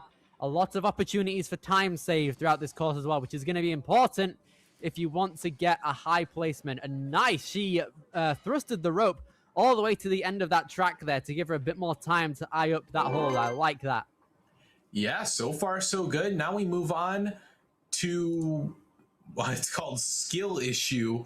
That is not my assessment of Callie's abilities here. In fact, she's already on to the orange slice, making great work here. I think she's going to eye up that dismount. Well done. This is very, very good so far. Trying to get her balance all in check on that box before she makes the turnaround onto that wall and dismounting to her left accordingly. 17 seconds ahead of the rest of the field now, as she's got to move on through these spinning discs. Okay, is that fine? No, I not saw gonna be that. it. She stepped out of bounds, sadly. Okay, let's see how we're gonna fare here. Ooh, I wouldn't like that, but she makes it through. That seems like a nightmare on the ankles if it goes wrong. But regardless, Callie's moving through. 2 minutes left. Yeah, hand placement is super important here with the rings, because if you get the hand that you're trying to lead with like that, you see there, that right hand is kind of locked in its position, and she's going to utilize a crossover to try to kind of save time. And okay, Is that fine? close. Yes. Okay, we made it through. 1.5 minutes now. 22 seconds nearly ahead of Harper to this point. Oh no, and she fell off the platform. So once you're on there, you're on there. And if you step onto the ground, that's going to cost your retry. No retries left for Callie. Here we go. 1 minute 27 on the clock. Has to do this one in one try, basically, now without a retry. The rest of this course in one try. Yeah, true. No retries left after this obstacle either. Here she goes. 1 minute 10. Trying to swing on with one hand at a time. Is she going to skip the palm flip? No, Nope, she she's just going to needed get a more. lot of swing. I'm a fan of this. A minute left now as we move on into these cliffs. Yeah. Let's see how she can fare. Callie bumping into first place, but 3 obstacles still beckon. 1 shot. But would you capture it or just let it slip? Callie, we're going to find out. Here we go. 40 seconds. Her arms have got her to be screaming at her there. Okay, she nearly had it there. So close. You could see she was slowly peeling off there. You could see trying to use every single bit of strength she had, but sadly that's going to be it for Callie right there. Still going to be in first place at the moment. Now, one thing that we want to go over is Blakely, our first runner. She's going to be getting a rerun here, so she's actually going to be running next. She's had a bit of time to recoup. Yeah, you can see there. I think her hand was trying to find a ledge that either wasn't there or maybe she was trying to make a futile reach over to that ledge that her left hand was on. It's uncertain, but still first place, not bad at all.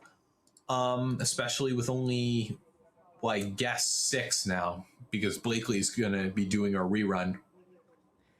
Here we go. Blakely sadly went out on her first try here on this course. We're going to get a bit of info on why she's getting a rerun soon, but you could see her first result was getting to the second obstacle. Let's see how far she can get now. She knows how it feels like. I think it was probably a malfunction with the rope, possibly. So let's see how far she can get. Gets to the end of the track. Can she reach out? Yes! Lovely stuff there. I'm liking this. Here she goes, Blakely. Gonna take the dismount with a couple more swings. 1 more, hopefully, and she has got it. There we go. Nicely done. Blakely, I noticed she went a lot higher on the rope on her second go, and that was what she needed. But yeah, again, Blakely, one of our smaller athletes, and we're seeing it here. She's really got to stretch out to grab onto that board. I honestly thought she could have jumped for that, but Blakely, no matter. She gets to the orange slice. She is reaching to the lowest point of both of the holds there. Hands are at the bottom of both the bar and the cliff. And that was a very, very close dismount. Her tiptoes were on that mat. But here she goes with 2 minutes on the clock. Let's see how far she can get through these obstacles. Yep, ring around the Rosie here. Pretty simple obstacle. Now, we saw this claim a retry not too long ago. Blakely got to have some good footwork here. And, okay, almost spilled over. But Blakely should just be able to sprint through this. And she does. It barely spins as well. Lovely. A lot of control in the lower body, which is nice to see.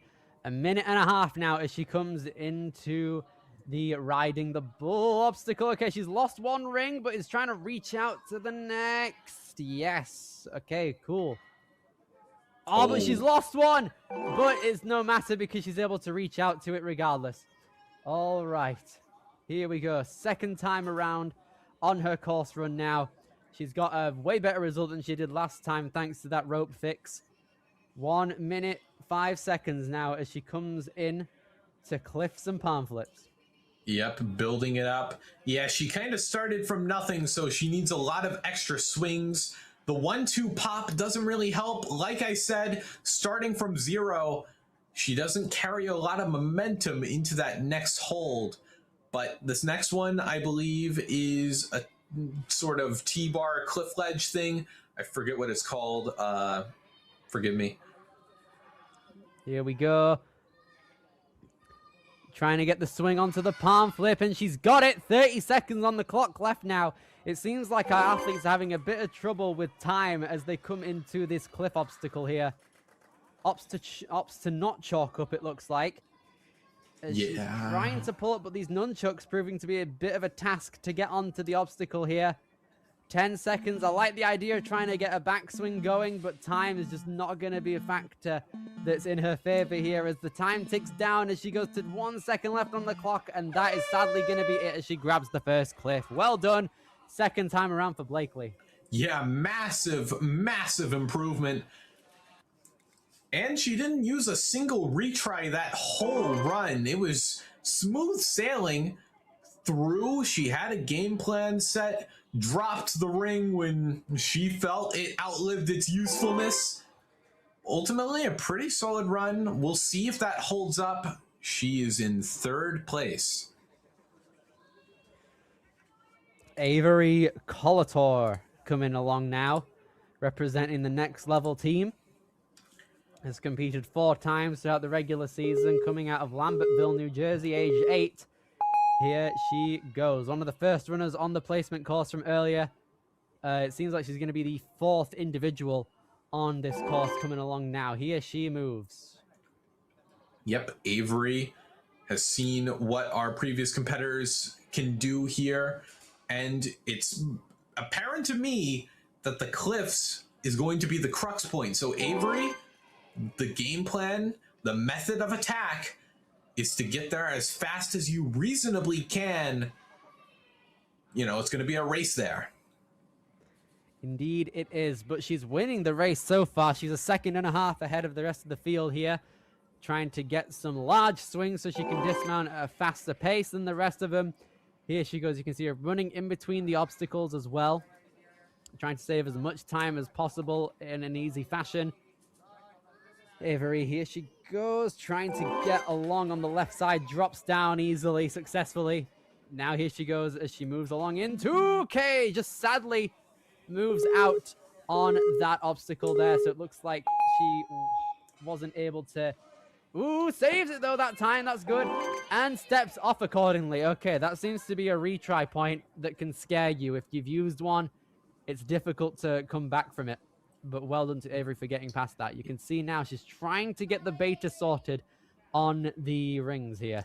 Yeah, Avery on her first attempt there had a step away from the center, but was able to correct it. Ultimately, though, these rings are another obstacle that kind of requires you to be delicate. And you see she set that right hand pretty low on the notch, so it's not going to give her a lot of room to put the other ring, but she's figured it out. Now swapping the hands to hopefully get that right hand head on into the final hook that you really need to worry about. And she has got it. She made her way through that obstacle accordingly. Now with 1 minute and 10 seconds, she's making her way over to the cliffs and palm flips. Let's see how she can fare coming into it, trying to get that momentum forward onto that coffin there. It's a difficult grip, but here she goes. She's been hanging for a while now, using her hands on various different holds. Let's see how far she can get through on this one. Avery. Okay.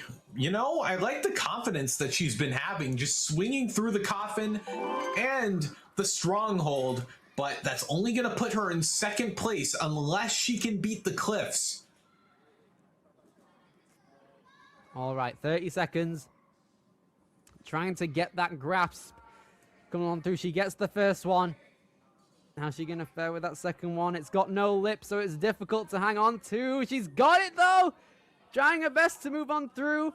Can we get another obstacle cleared courtesy of our kid female division? And she has got it! We have a new leader courtesy of Avery. The time is going to run out on her, though, when it comes down to this obstacle here. But that is going to be her time all done. But still, great run. The arena is proud. Yeah, really solid performance. And given that she made it to the second to last obstacle, moved pretty quickly through the first half of the course, I think what that's going to mean for her chances is going to do wonders with only 4 competitors left. Indeed so. So from this point onward, we're going to be cementing some Premier Series finalist slots. Let's see if Jordan Goldblatt is able to get one herself, coming out of Western Connecticut out here. 9 years old. She enjoys fostering animals. Competed 8 times throughout the regular season. She started Ninja last year, and she's already here, so close to a Premier Series final slot. Yeah, it's either going to be her or Avery guaranteed in the Premier Series finals. Think of it that way. So I guess we're going to see how it plays out. See if she can deal her cards right when it comes under the pressure. Here we go. It's time for her to start her course run. Countdown going off. 3, 2, 1. Here she goes. Jordan coming along through. Oh, misses the grab onto the wall first time around, but pushes off the step accordingly. Again, having a bit of trouble. Not the biggest worry, though. She can still make up time throughout the obstacles following, but here we go. All right, there we go. Jordan was a little low on the rope. Hopefully that's something she can factor in here. Oh, yeah, she was super high. Reaches out without even needing to hit the end of the track. Jordan's making up some time. 2 minutes and 40 seconds now as she comes along into skill issue. Okay. 2 minutes and a half as she grasps that sideways board. How fast is she going to be able to move on through the rest of these holds here? Every single move matters for these kids. Premier Series finalist slots are in their grasps now. And ultimately, this with Jordan's run and the 3 following, they're going to be the most telling to see what we're going to be seeing in November to send. That said, though, Jordan is a little bit behind the curve. So she needs to pump up the jets a little bit, though this is where something can be made up. She does find foot dexterity to be the most challenging obstacle type, and overshoots. Factors in there. Second time around, can she get it? Seems like the second one seems to be the easier, and it is. Okay, Jordan. Now onto our courtesy time waster now, riding the bull. Yeah, she trying can't to figure decide. out her hand orientation here. It is a tricky one when you're first there. Let's see. Yeah, having trouble deciding what hand to lean with. However, oh yeah, you see her right hand was on top, so she had to swap. Going to have to try something again, and both hands come off the hooks. That's going to be her second and final retry. It's going to be unfortunate there because from this point onward, she's not able to follow. Her run will be over. Having a bit of trouble here, especially on this. Oh, okay, careful. Okay, that was a little shaky. Jordan still a little indecisive of where to lead with. Henry trying to help her out here, but I don't know. This is just an obstacle filled with uncomfortability.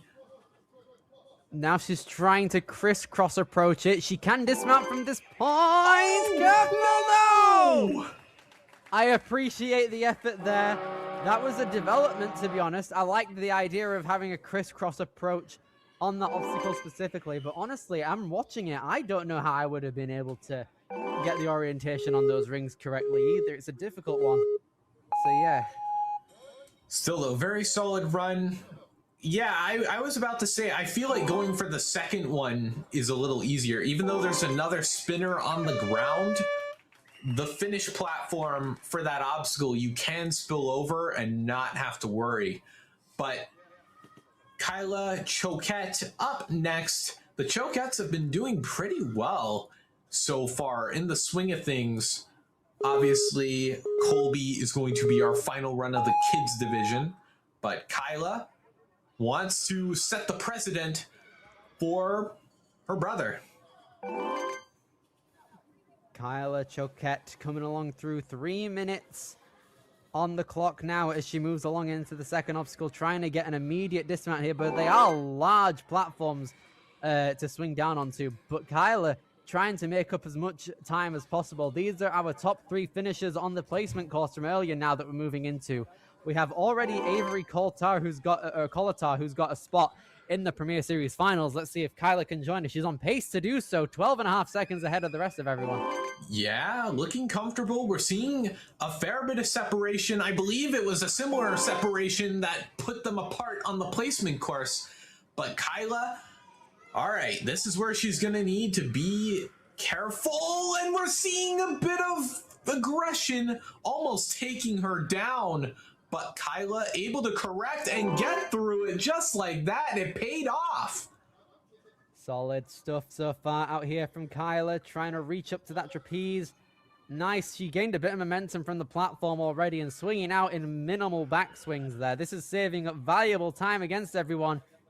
This is where everyone is going to kind of be pushed back here because... Oh, no! Oh, right at the end of the obstacle as well. That's not a place you want to use the retry. She was doing very good, but hopefully she can carry on through now. Yeah, she veered off to the right of that finish platform. Didn't get a foot on to cross the front plane, but luckily was moving pretty quick. So I think she can just do that again and be hunky-dory, hopefully. Here we go.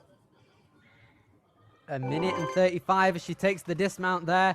And overall, that's going to put her into a Premier Series final slot as well. But she's 36 seconds ahead of Avery to this point, it looks like. Let's see how far she can get through here. A minute and 25 seconds.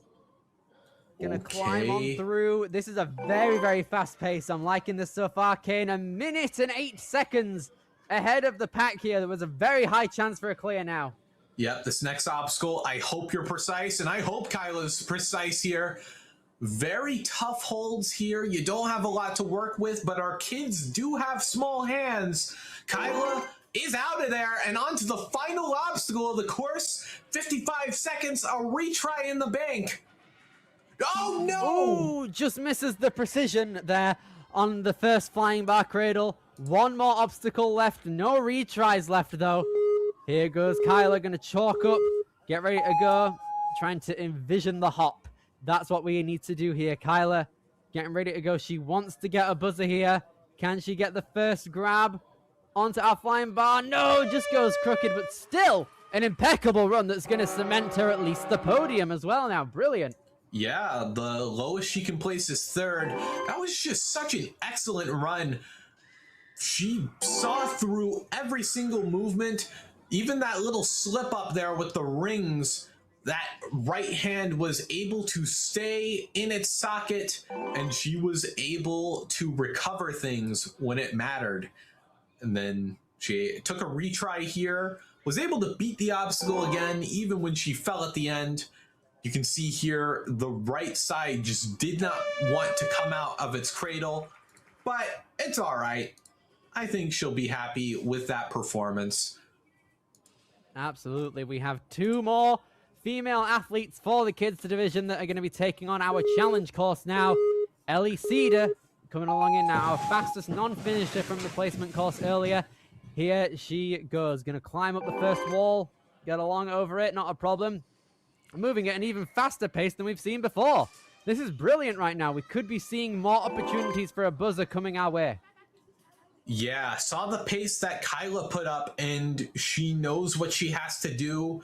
She has to bump into third place or higher if she hopes to clinch a spot. And as you can see, even 2 seconds ahead of Kyla's pace, which is crazy because I thought Kyla was moving pretty quick. Extends to a 4.6 second lead, but she's got to be careful here. Don't let up. Be quick on your feet. Ellie is through. This is a brilliant pace right now. She's only used up about 45 seconds of her time, basically, at this point. So she's going to be coming along through here, trying to get the orientation right on the rings. You can see a lot of our athletes have had trouble with the logistics of this obstacle, and it's understandable as to why. Got to be careful on the edge. Okay, careful. 2 minutes now.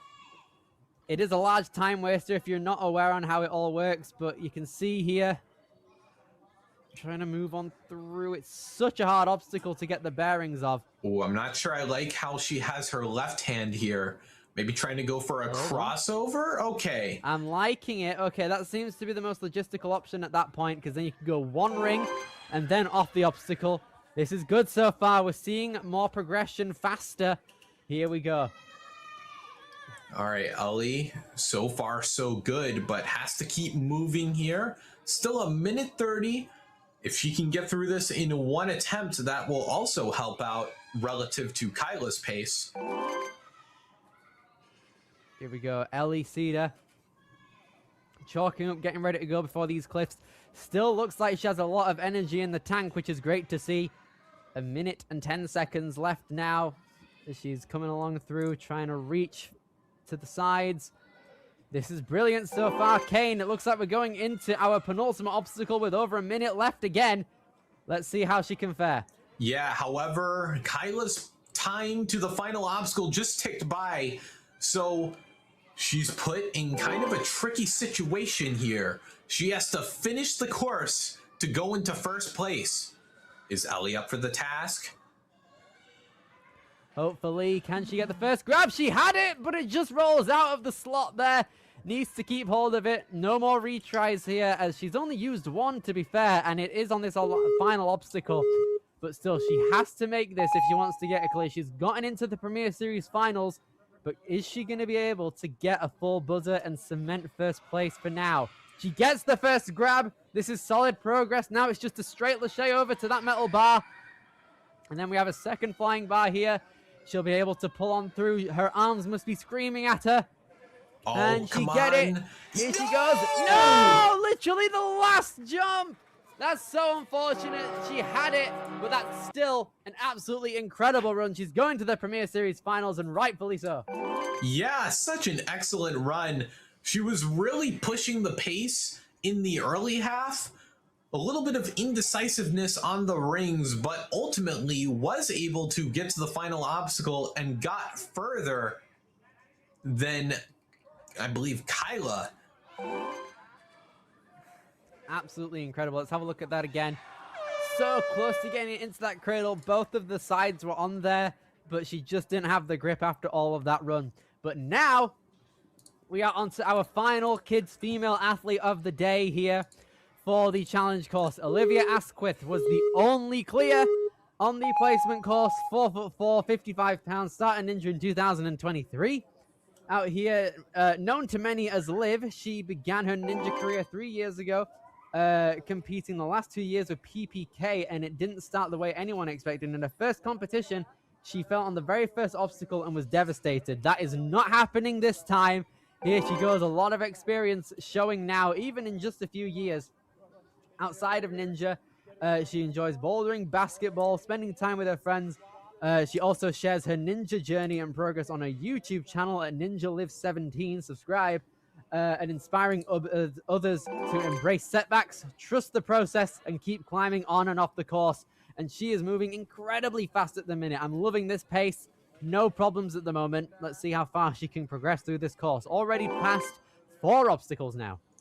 Yeah, Olivia is going a little bit more reserved in this challenge course so far, but honestly, with being the final runner gives you the security that you have no one going after you, so you just need to go at your own pace and beat 4th place to the jump. You can see he's trying his best. He's wearing one of the rings as well. I'm liking the development we're seeing here. Just needs to unhook it from his arm. Yeah, Olivia, she... This is nice. Okay, was he holding it with his chin there? If it was, then that's an incredible bit of break. 100 seconds now as she moves on through. Yeah, that was interesting sort of maneuvers with the ring there. And now going to the stronghold. Olivia looking very comfortable through. Does a little pop over, pop shove it to the palm flip, fittingly enough. And that will do it. Olivia is confirmed to be in the Premier Series finals. But what it's going to come down to is, where will she stand on the leaderboard? Here we go. Liv moving along through now. A minute left. Our final runner of our kids female division, trying to clip along. Yeah, the boulder skills coming in handy here with the fingertips. Olivia onto the penultimate obstacle. Liv, can she be precise though, as the obstacle name loves to imply?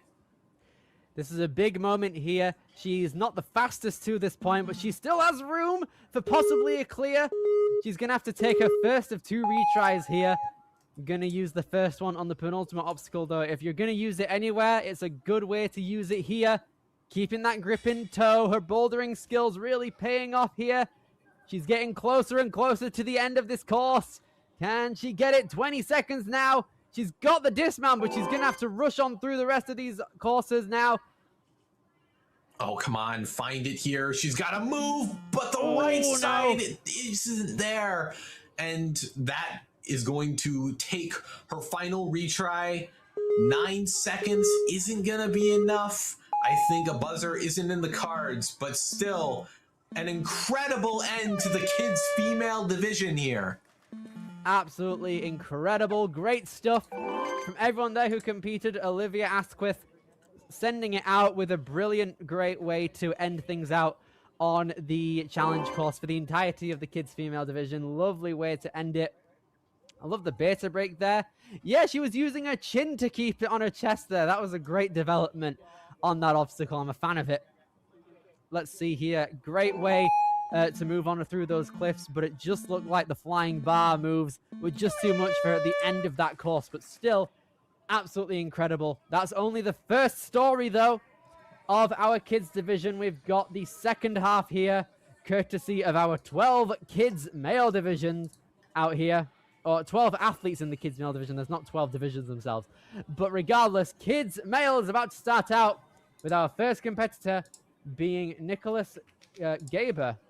Actually, there are 12 divisions because male and female times 6. So, oh my gosh, you're right. Yeah, you're so right. I forgot about that. That slipped my mind completely. But in the not 12 individual kids divisions. That would that'd be a little silly.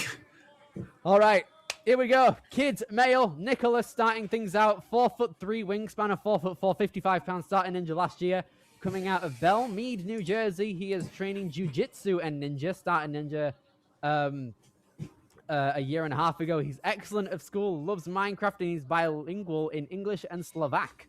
So let's see if he can put on an amazing show here to start out the precedent for our kids male division on the challenge course. Yeah, so it begins. Nicholas off to the races.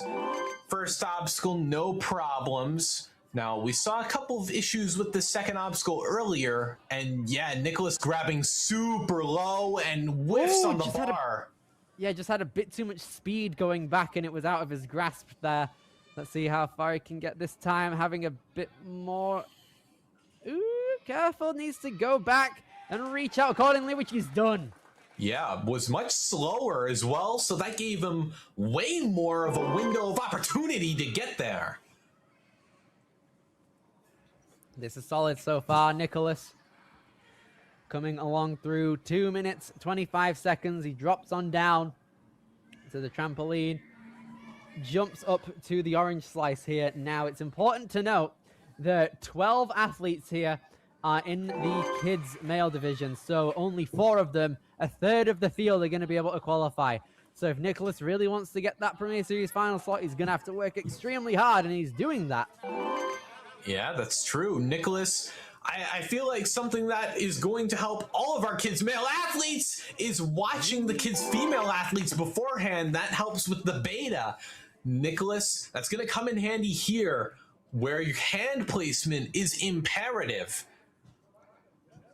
Here we go. It's important here to keep very calm. He's using that 4'4" wingspan to his advantage here to do the crisscross method that we've talked about and seen before today. A minute and a half left on this course for a first runner. He's moving extremely fast, but he's doing a very, very good job of keeping his composure. And it looks like he's trying to use all of his strength that he's got left. Hopefully he's not feeling that tired yet. Yeah, I mean, if there's anything to take away from our kids athletes, it's that they can hang for days because they weigh basically nothing. So I don't know. I guess we'll see. But Nicholas has to keep moving because these final 4 obstacles take forever to get through. Here we go. Yeah, they are very, very long-winded obstacles individually. 53 seconds as he dismounts over to the cliffs. He's going to opt out of chalk. He's going to have to try his best to jump up to these nunchucks. You can see he's got a bit of strain in his face there. I think he might be getting a bit tired now. Understandable because he's been hanging for a while, but he's got to persevere. Yeah, I saw him struggling with the rope. Worried about him on the nunchucks, but maybe these cliffs will be a little bit better, especially for our kids. Their hands are smaller, and that means their fingers have more room to etch into the wall. Looks like Nicholas is going to be getting the point which is going to be super helpful here. 12 seconds, though, is not a lot of time. This is a very, very good start to things, though. In the grand scheme of the entire division, just drops out there, sadly. That's first retry used all the way until the end of that course there.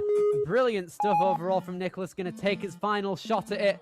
Links that, but sadly just loses grip. What a great way to start our kids' male division. It looks like our fellas have seen what the female division has been doing and have acted accordingly. And it seems to have worked very, very early on. Yeah, very solid run. All things considered, perfect to, well, the penultimate obstacle. Had a pretty concise approach there with the rings. Was able to get through the cliffs. Well, once he got on there, he really started trucking along. This final sort of lane of obstacles is proving to be trouble for our kids, though.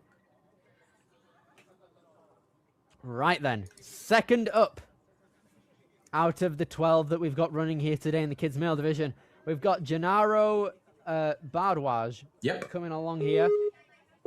12 competitions he's competed in this past regular season. For season 11, age 7, coming out of Wayne, Pennsylvania.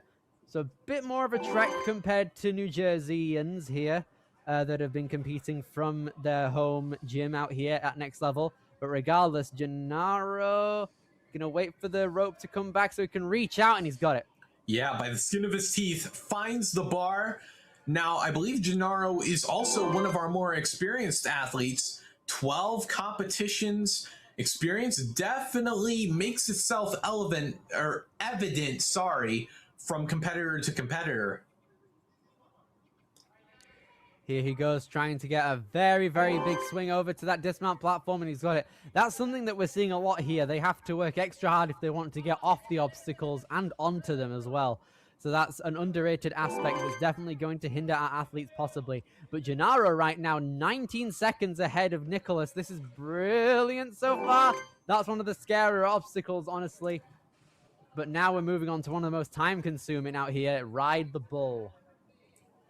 Okay, but again, our kids who are running here right now, they did see the kids' female athletes beforehand, so maybe that'll help.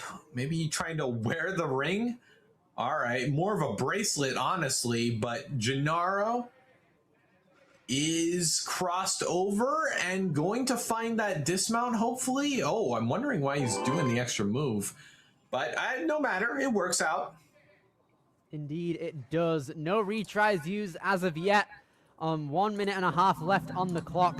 Still moving faster than Nicholas up to this point. It's insane. Even though we have 12 athletes here, all of them might be battling for a buzzer by the end of things. We only saw, I believe, 1. Was it 1 in the female division, or was it 0? No kids female finishers on the challenge course. Right, okay. So we have at least 11 more opportunities for a buzzer. And it seems like with the current pace that we're going at, then we could be seeing more as time progresses. Yeah, though. Yeah, some were close, honestly, in the kids' female division. I believe 3 took it to the final obstacle. Gennaro wants to get there, does have a little bit of time on his hands, but is going to cough up a retry. Sadly, just it seems like it might be the time now where he's losing a bit of grip. Chalking up a bit here. 45 seconds. Can he grasp onto these cliffs? The lock-offs, here he goes. He's trying to keep himself elevated as he moves on through, and the grip gives out. Unfortunate there. His lead cut short. Still brilliant stuff there from Gennaro. Yeah, very solid, smooth run. A little close dismount there, and such incredible adjustment with the feet as well. He was set up in a position that could have had him in trouble, but instead corrects it. Does an extra move here just for fun, just for the security. See those perfect L's with the forearms, which is kind of rare from our kids athletes, actually. Lockoffs aren't exactly something you see every day. I mean, yeah, it signifies that they've got a lot of strength left in the tank there if they're able to fully lock off there. But now we're moving on to our next athlete here. Third up is going to be Frankie Cosman Jr. 4'2", 53 pounds. His second year doing Ninja Warrior competitively. He trains at the Gravity Forge with his sister Bella. His coaches are Jackson Erdos, Milo Carpenter, and Gavin Markowitz. We're going to be seeing both Jackson and Gavin compete later on this weekend tomorrow. They teach him a lot. Follow him on Instagram at Frankie_Cos_Jr. Here he goes on the course. He likes playing flag football with all of his friends and building Legos. He tries to build obstacles with Legos as well. You can you can come up with some interesting concepts there. I think that's pretty good. Yeah, I mean, when you're not confined by the bounds of reality, you can make some pretty bonkers stuff. Just ask Kevin Brecky. But Frankie is moving right along into the balance lane here. Oh, no! Oh, a bit of a rough fall there as he just went off at that first spinning step. Let's see how much better he can fare coming into it. Second time around, it'd be a shame if his run's cut short here. Needs to be careful with the balance aspect of things, which he is this time. Brilliant. Yeah, much closer to the center. On this first attempt, he was kind of close to the top left-hand corner. Frankie corrects, and this is another obstacle where you have to be dead on in where you place, well, not just your body, but the rings, and he drops the ring. Is he going to go for an earlier dismount than before? Oh! Does it work? No, it doesn't. Okay, sadly, final retry going to have to be used just over the halfway point of this course now. Frankie has both of his rings again. Let's see how he can fare. Going out to that second pole immediately. Is he okay? He's wearing the ring on his arm to try and move along further to that third one. This is harsh here. His time ticking down, his strength being drained, but he should have it now, which he does. Yeah, Frankie. Not the ideal situation, but sometimes in Ninja, you really just have to deal with the cards that you are dealt and make the most of them. Frankie, still looking decently comfortable. Obviously, this obstacle on the easier side. These holds are very forgiving.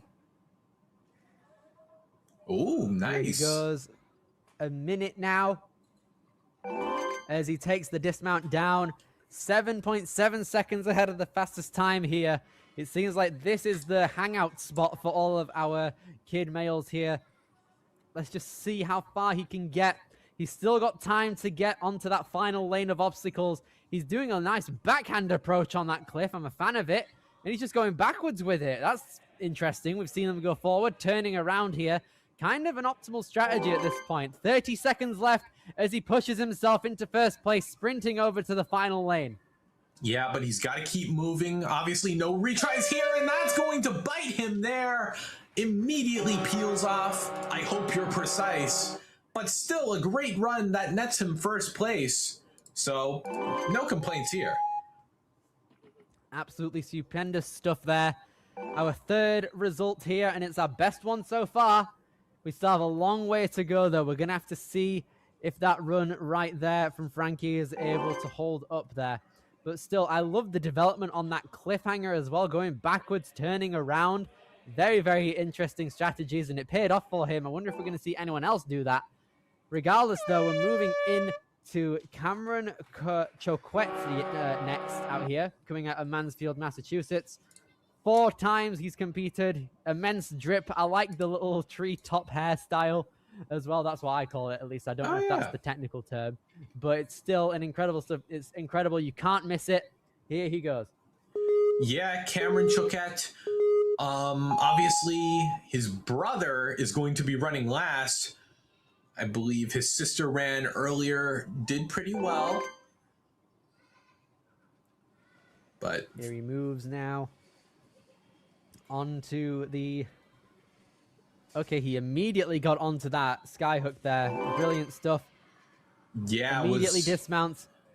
Using the arm strength to climb up the rope to get to the bar a little easier. Had to lead with his right hand as well to get on the orange slice, and it was the blind grab as well. Interesting, taking it like a wingnut.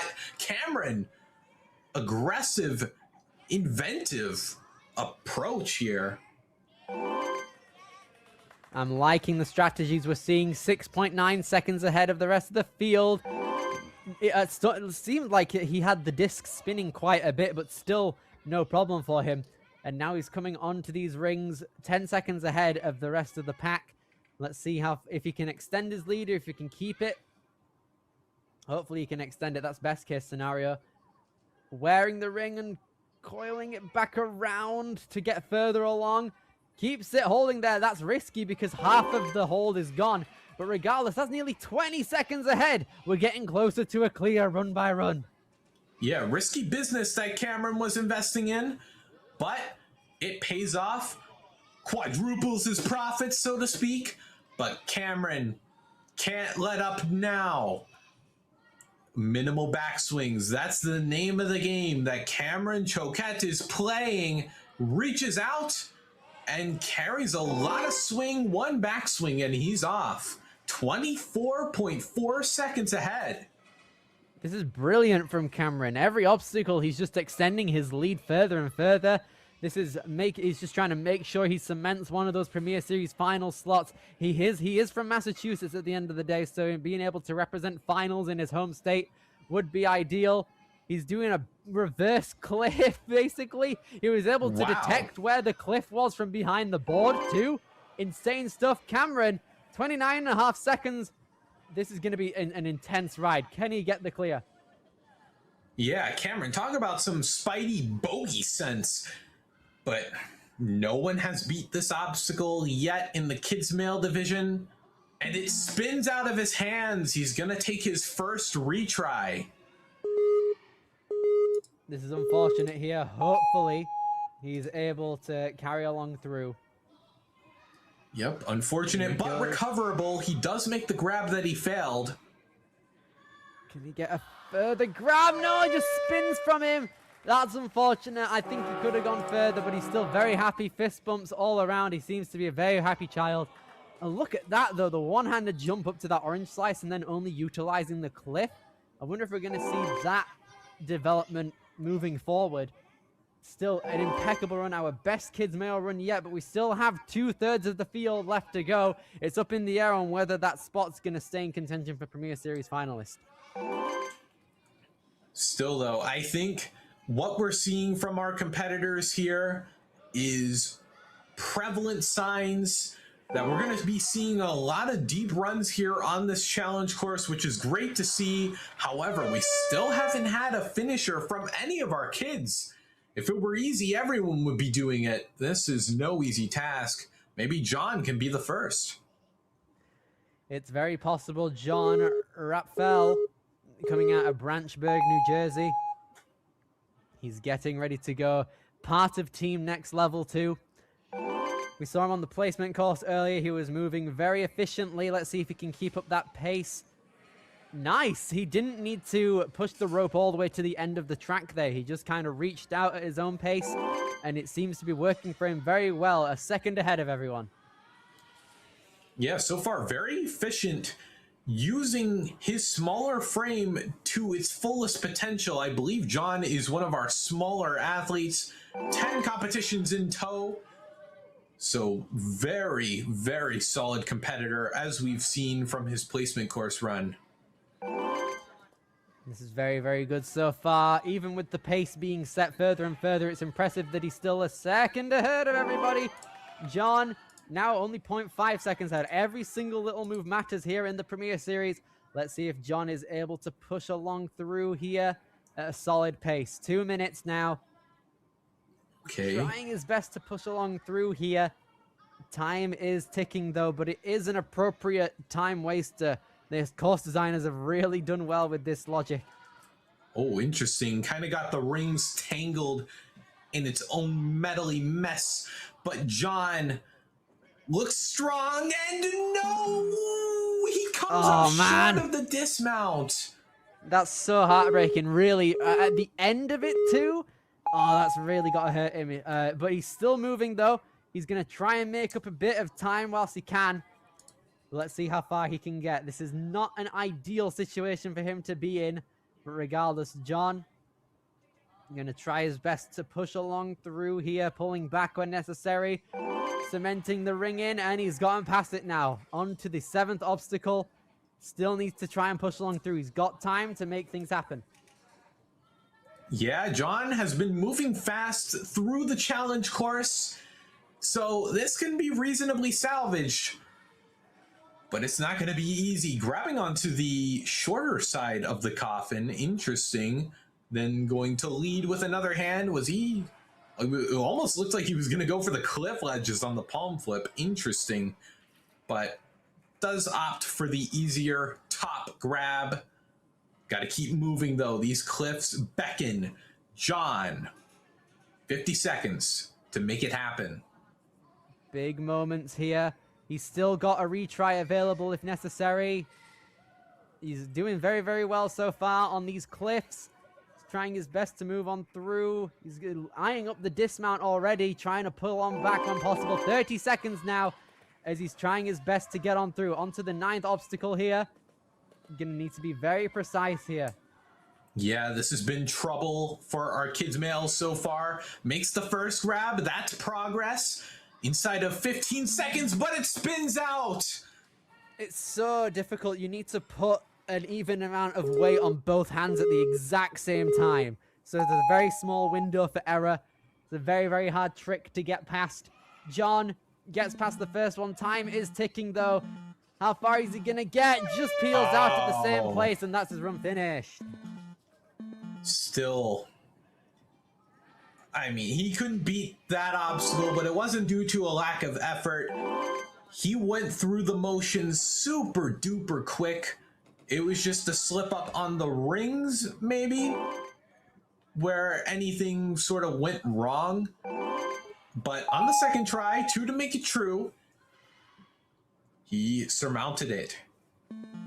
Yes, he did a very, very good job of persevering through, even with the retry on the riding bull.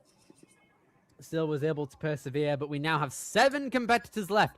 3 more runners, and then we're going to be seeing who's going to the Premier Series finals. I guarantee you we'll be seeing all the people who qualify. They're probably going to make the trip out as well, considering Massachusetts is so close to New Jersey in the grand scheme of the whole American geographical side of things. But here goes Walter Waletsky.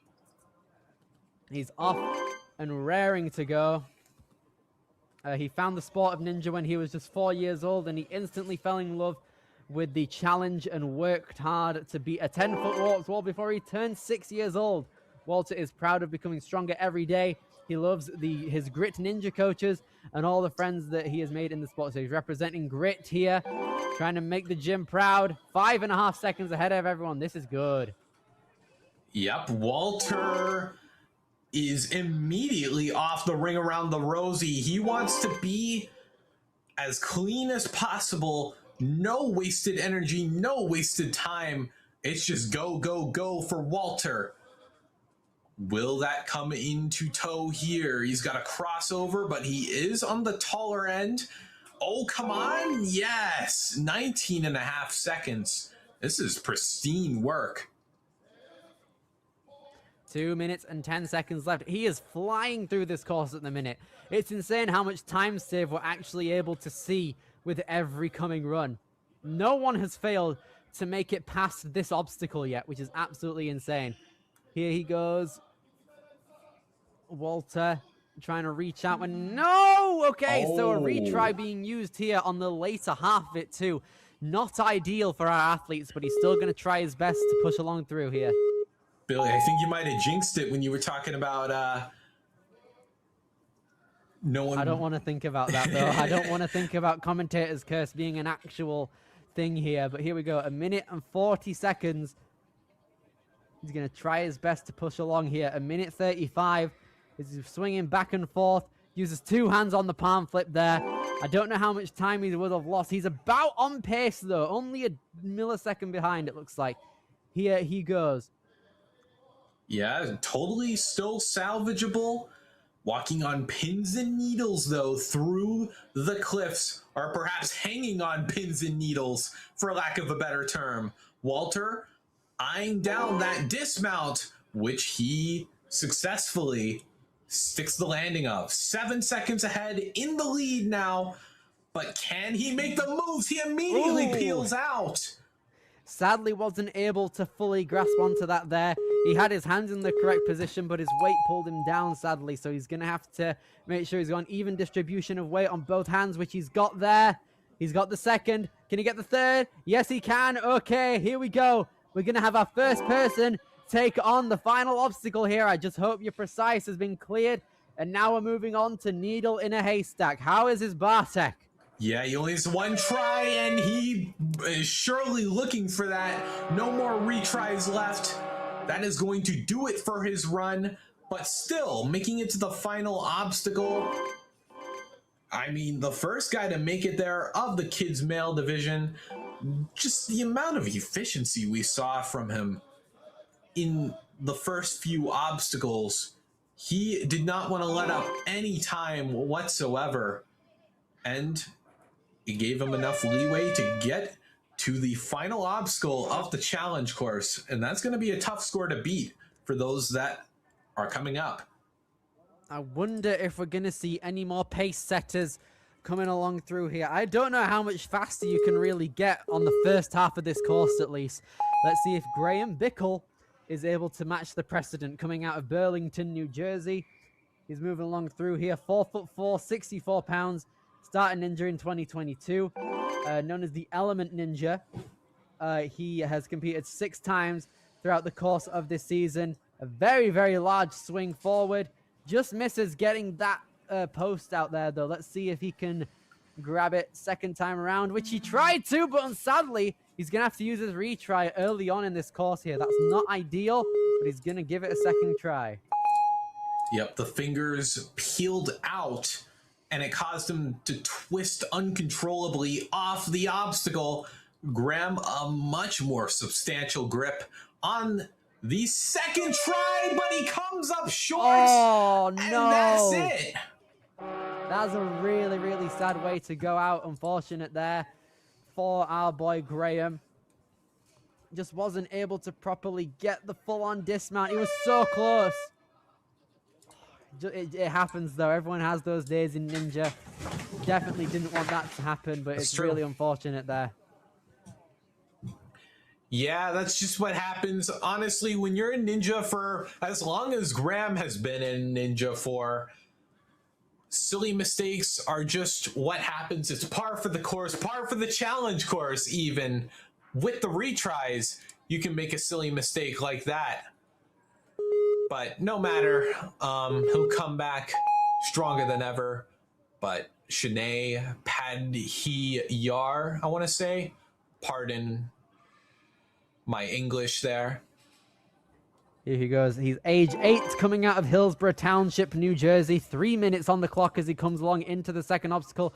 We just saw Graham take a tumble on this one. Hopefully Shanae is able to show more of what he's made of as he reaches out to that sky hook there. As with 2 minutes 45 seconds on the clock, he dismounts immediately. He's trying his best to move on through. 4'6" in both height and wingspan. 75 pounds. 2021 is when he started Ninja. He's a high energy athlete who loves flying obstacles, big laches, and anything that lets him swing fast. He enjoys competing, learning new tech, and challenging himself on harder courses. And when he's not training, he loves reading, building things, and hanging out with his ninja friends. He enjoys competing in the WNL and meeting athletes from all over the country. Nearly slipped there. His goal is to keep getting stronger and have fun doing what he loves. Let's see. Well, not everyone has been loving this particular obstacle. Let's see if he's able to overcome it. Yeah, his favorite obstacle type is moving with obstacles, which does constitute object tech. In fact, he constitutes doing an extra move just to be safe and secure. No matter, Shanae, a minute 45, give or take. He's just approached halftime, and he's still looking good. He's got a minute and 35 seconds left on the clock at this point now. Shanae, he's going to try his best to keep pushing himself forward throughout these obstacles. He's not having a problem coming onto just cliffs now. Is he going to chalk up? No, he's not. He knows he's got enough grip already on him. Let's see how far he can get through these cliffs. Hopefully he's able to clear it. We've seen a lot of people clear it today, to be fair. Trying his best here. How's he going to fare on the cliff without a lip? He's eyeing it up. He's got the grip still. You can see he's a tiny bit strained at the minute, but not too much. And he dismounts immediately. Third place now. He's trying his best to move on through immediately here. 55 seconds. A big thing could happen here. Let's see if he's able to get these precise grabs, and he's not got the first. Oh, yeah. Such a weird move as well. It's kind of like Honey, I Shrunk the Angry Birds, because you got to catch it head on. But Shanae, second try, has plenty of time at this current juncture, but it spins out. Oh, man. Unfortunate there. It seems like it is very, very precise. The name obviously doesn't lie there, but it is such a tough obstacle, especially when your grip has been taxed thoroughly throughout the entirety of the course. Just isn't able to happen for Shanae out here. Unfortunate, but he still did a very, very solid job of pushing along through these obstacles. But next up, we have a dire moment here because we're moving into our final 4 athletes, and it's possible that all the people who are currently in the top 4 don't get through to Premier Series finals. It largely depends on how far the rest of these athletes go. Let's see if Jackson Ascone is able to come on through, coming out of Danbury, Connecticut. Yep, Jackson, I believe a member of the Ascone family, most notably related to Alex Ascone, who is an excellent ninja. Jackson, an excellent representative of the Ascone name, for that matter, cleared the placement course, was one of 4 to do so by the skin of his teeth. So hopefully he can move a little quicker here. Well, the time is a little lighter as well. He's doing a solid job. Doesn't need that much of a backswing. He's just kind of forcing himself forward. Gonna move onto that box there. Straight onto the trampoline, onto the orange slice, eyeing up the sides of it here. Let's see how far he's able to push along forward. 2 minutes, 40 seconds. Gets along down there. A minute, 2 minutes even. He's used up about 45 seconds of his time as he gets himself propped onto that wall, as he now dismounts and is able to move on through over to the spinning steps here. Trying his best to move on through, even though they do spin quite a bit. He's able to salvage himself. And now with a minute gone on his time, he's going to move on to one of the Ninja Killers today, riding the bull. Yeah. Oh, no, he just dropped the ring. And with the ring in the second one, he's just going to go for a bold move, and it pays Oh, off. wow, he made it? Oh, wow, I did not expect that. The first time we've seen someone go off the second hook and make it through. That's a solid time save. He's trying to save many seconds. He wants that Premier Series final slot, it looks like. He's trying to save as much time as possible. Doing a very, very solid job at the moment. See how far he can go moving down. He's got it. 14 seconds ahead now. This is very, very good. Chalking up and immediately heading into the cliffs. This is a very, very good pace. Yeah, Jackson, at this current juncture, is going onto the cliffs here. He knows the standard that has been set. However, to bump into first place is going to be tricky. He comes up short, though. He doesn't make the dismount. Right, he's still got time, though. He's still got a lot of time. He's got another retry on a separate obstacle if so he needs it. Let's see how far he can get.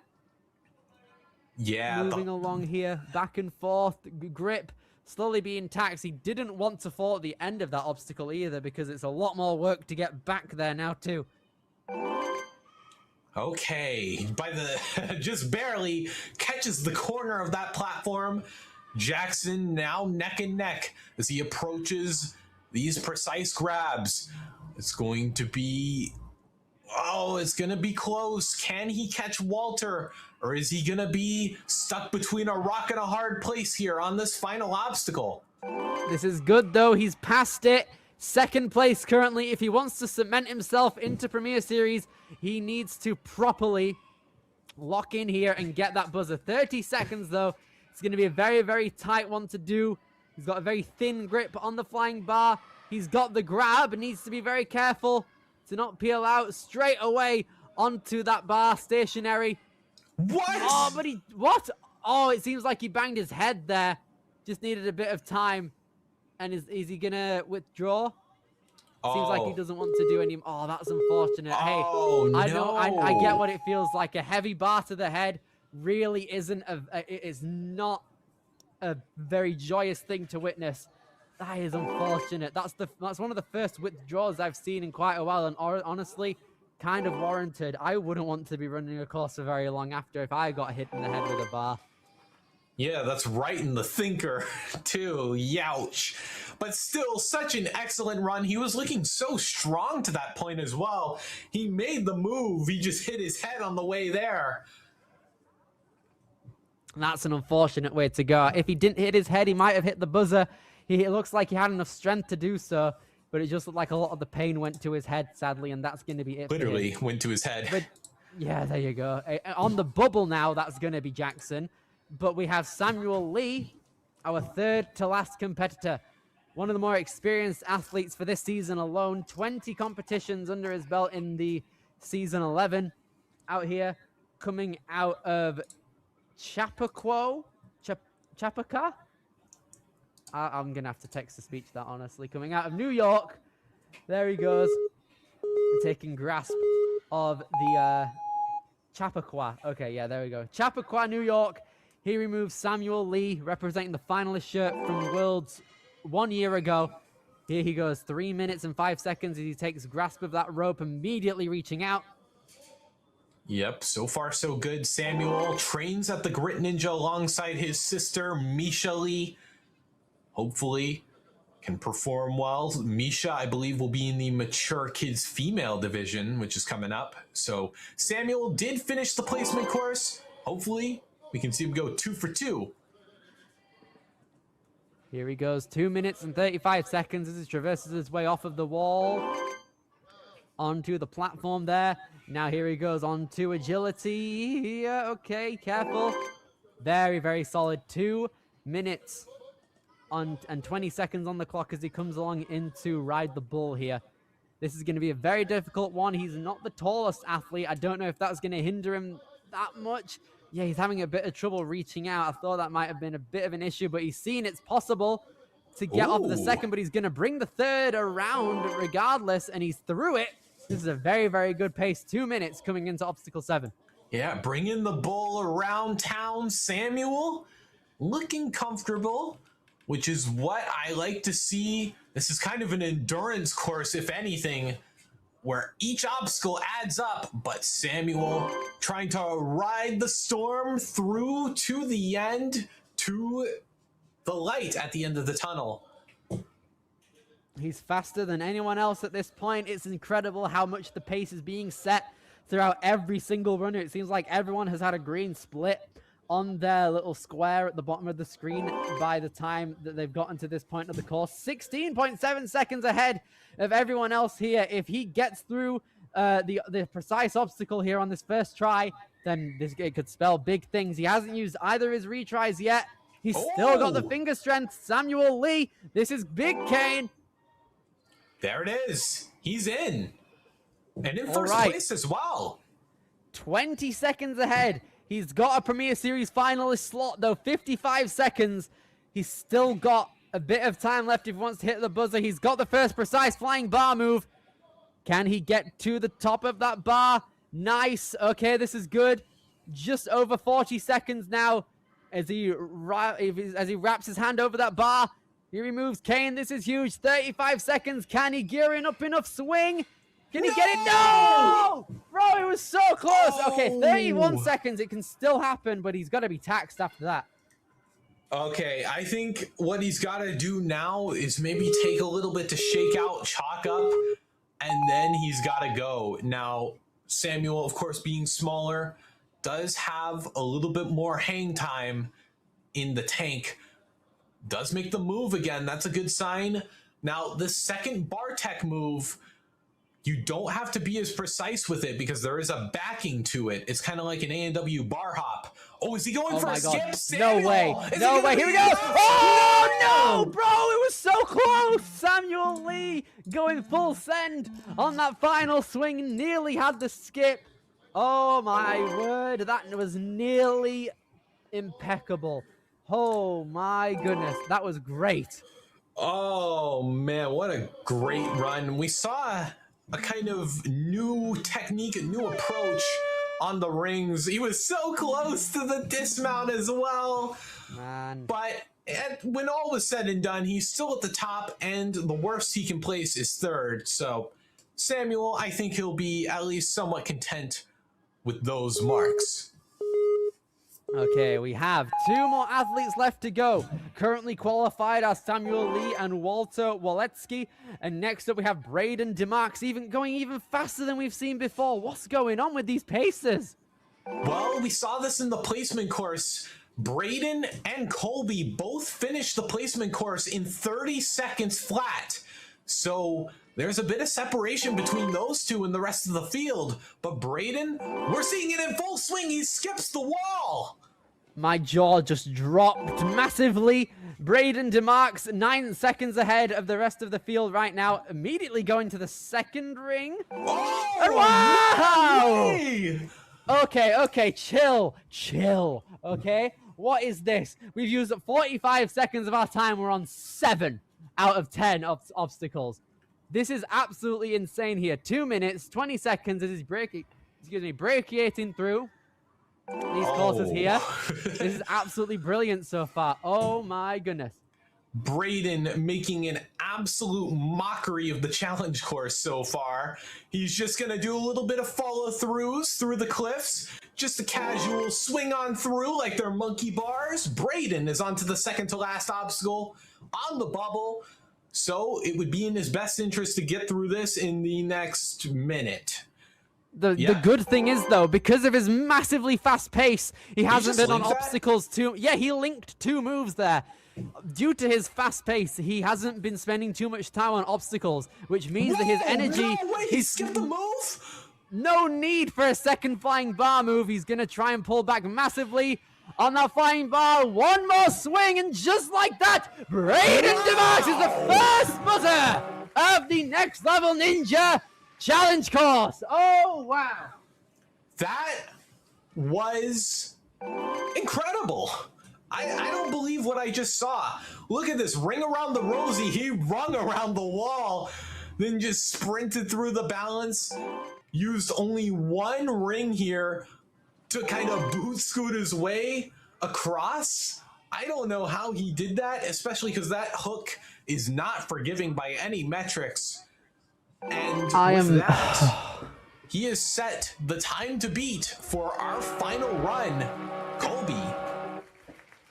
I am of the shocked variety of what just happened. Oh, wow. 1 minute 47 was that final buzzer time. And to make that even crazier, the fastest time to the final obstacle was 2 minute 8 before that. So let's see if Colby Choquette is going to be able to combat that fast time we just saw through the buzzer courtesy of Braden. He's definitely going to want to move as fast, but can he? Yeah, I guess we're going to find out, shall we? Half a second in the green already, and now Colby gone into the orange slice. 1 backswing, and immediately off he goes, going to do the ring around the rosy, opting to use the wall, but no matter, still looking comfortable and skips the spinner. What?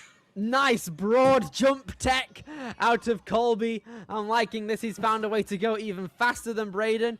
This is absolutely insane. He's going to lose a tiny bit of time here due to using more than 1 ring, but he's going off at the second and walking on the wall. Standard stuff for our 8-year-olds here to be doing.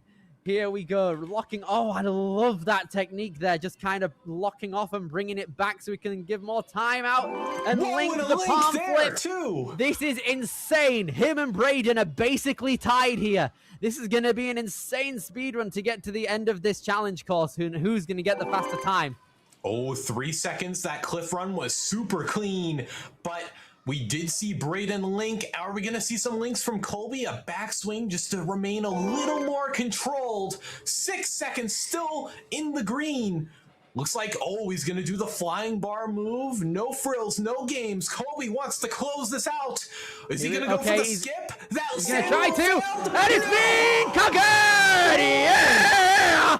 Come on, Colby! First place, 1 minute and 33.5 seconds. to the buzzer. I am incredibly pleased with that.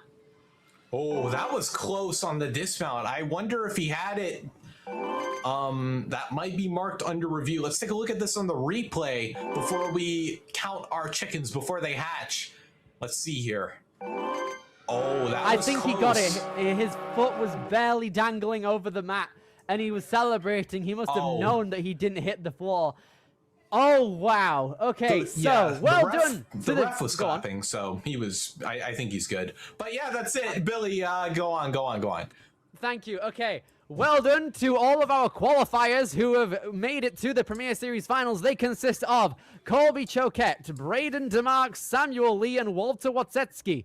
I am very, very happy with all of those runs, and shout outs to everyone else who competed in the male division and the female division here too. We had Kyler Choquette, meaning we got 2 victories in the Choquette family here today.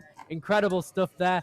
So we had Kyler in first, Ellie in second, Olivia in third, and Avery in fourth, taking home those Premier Series finalist slots. What a way to start out a next level Premier Season qualifier at Next Level Ninja.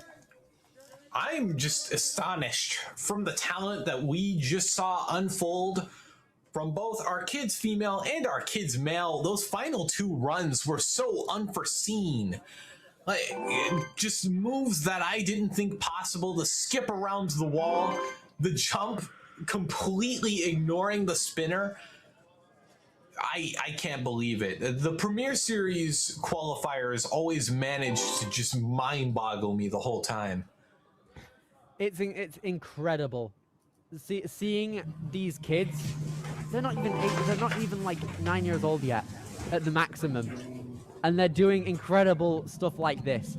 Seeing both of the top female and male runners absolutely deliver makes me excited for the rest of this competition. We have so much more athletes, so many more athletes even, and much more action that's going to be coming your guys' way for this Premier Series comp at Next Level, consisting of some of the best ninjas in the entire world for their respective age divisions, all culminating in 2 buzzers back-to-back from the kids male division. We have a long way to go, but it's a road I'm very excited to see. Let's have a look at what's to come. We have the mature kids division happening at 1 p.m. Eastern time, and the preteens happening at 5 p.m. Following that, tomorrow we've got the amateurs happening at 9 a.m., the teens at 1, and the elites at 5 following that.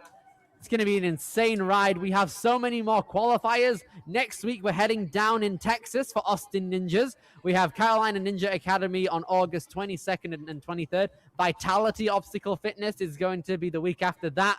Another Northeastern qualifier in that hemisphere. True Function 2 weeks after. Life Force the week after. Dexterity Depot, District 44, Albany Ninja Lab, Fit Set Ninja in Canada, MLab Ohio, and then the Ascend Obstacle Training Finals are going to commence November 20th that we've just seen 4 of our kids qualify for. Kane, how are we feeling? I mean, in our biggest division of the season yet, these kids did not disappoint. Obviously, the youth division in the Northeast region was going to be loaded with ninja talent. But I don't think I was prepared for the runs that we just saw, our penultimate run and our final run, absolutely delivering on what we wanted to see from our Premier Series field. I'm super excited for the rest of the weekend. I will be back in the preteen division. Billy will obviously be here all day and all night. So yeah, Billy, take us out. Thank you very much, everybody, for not for commentating. It's only been us 2.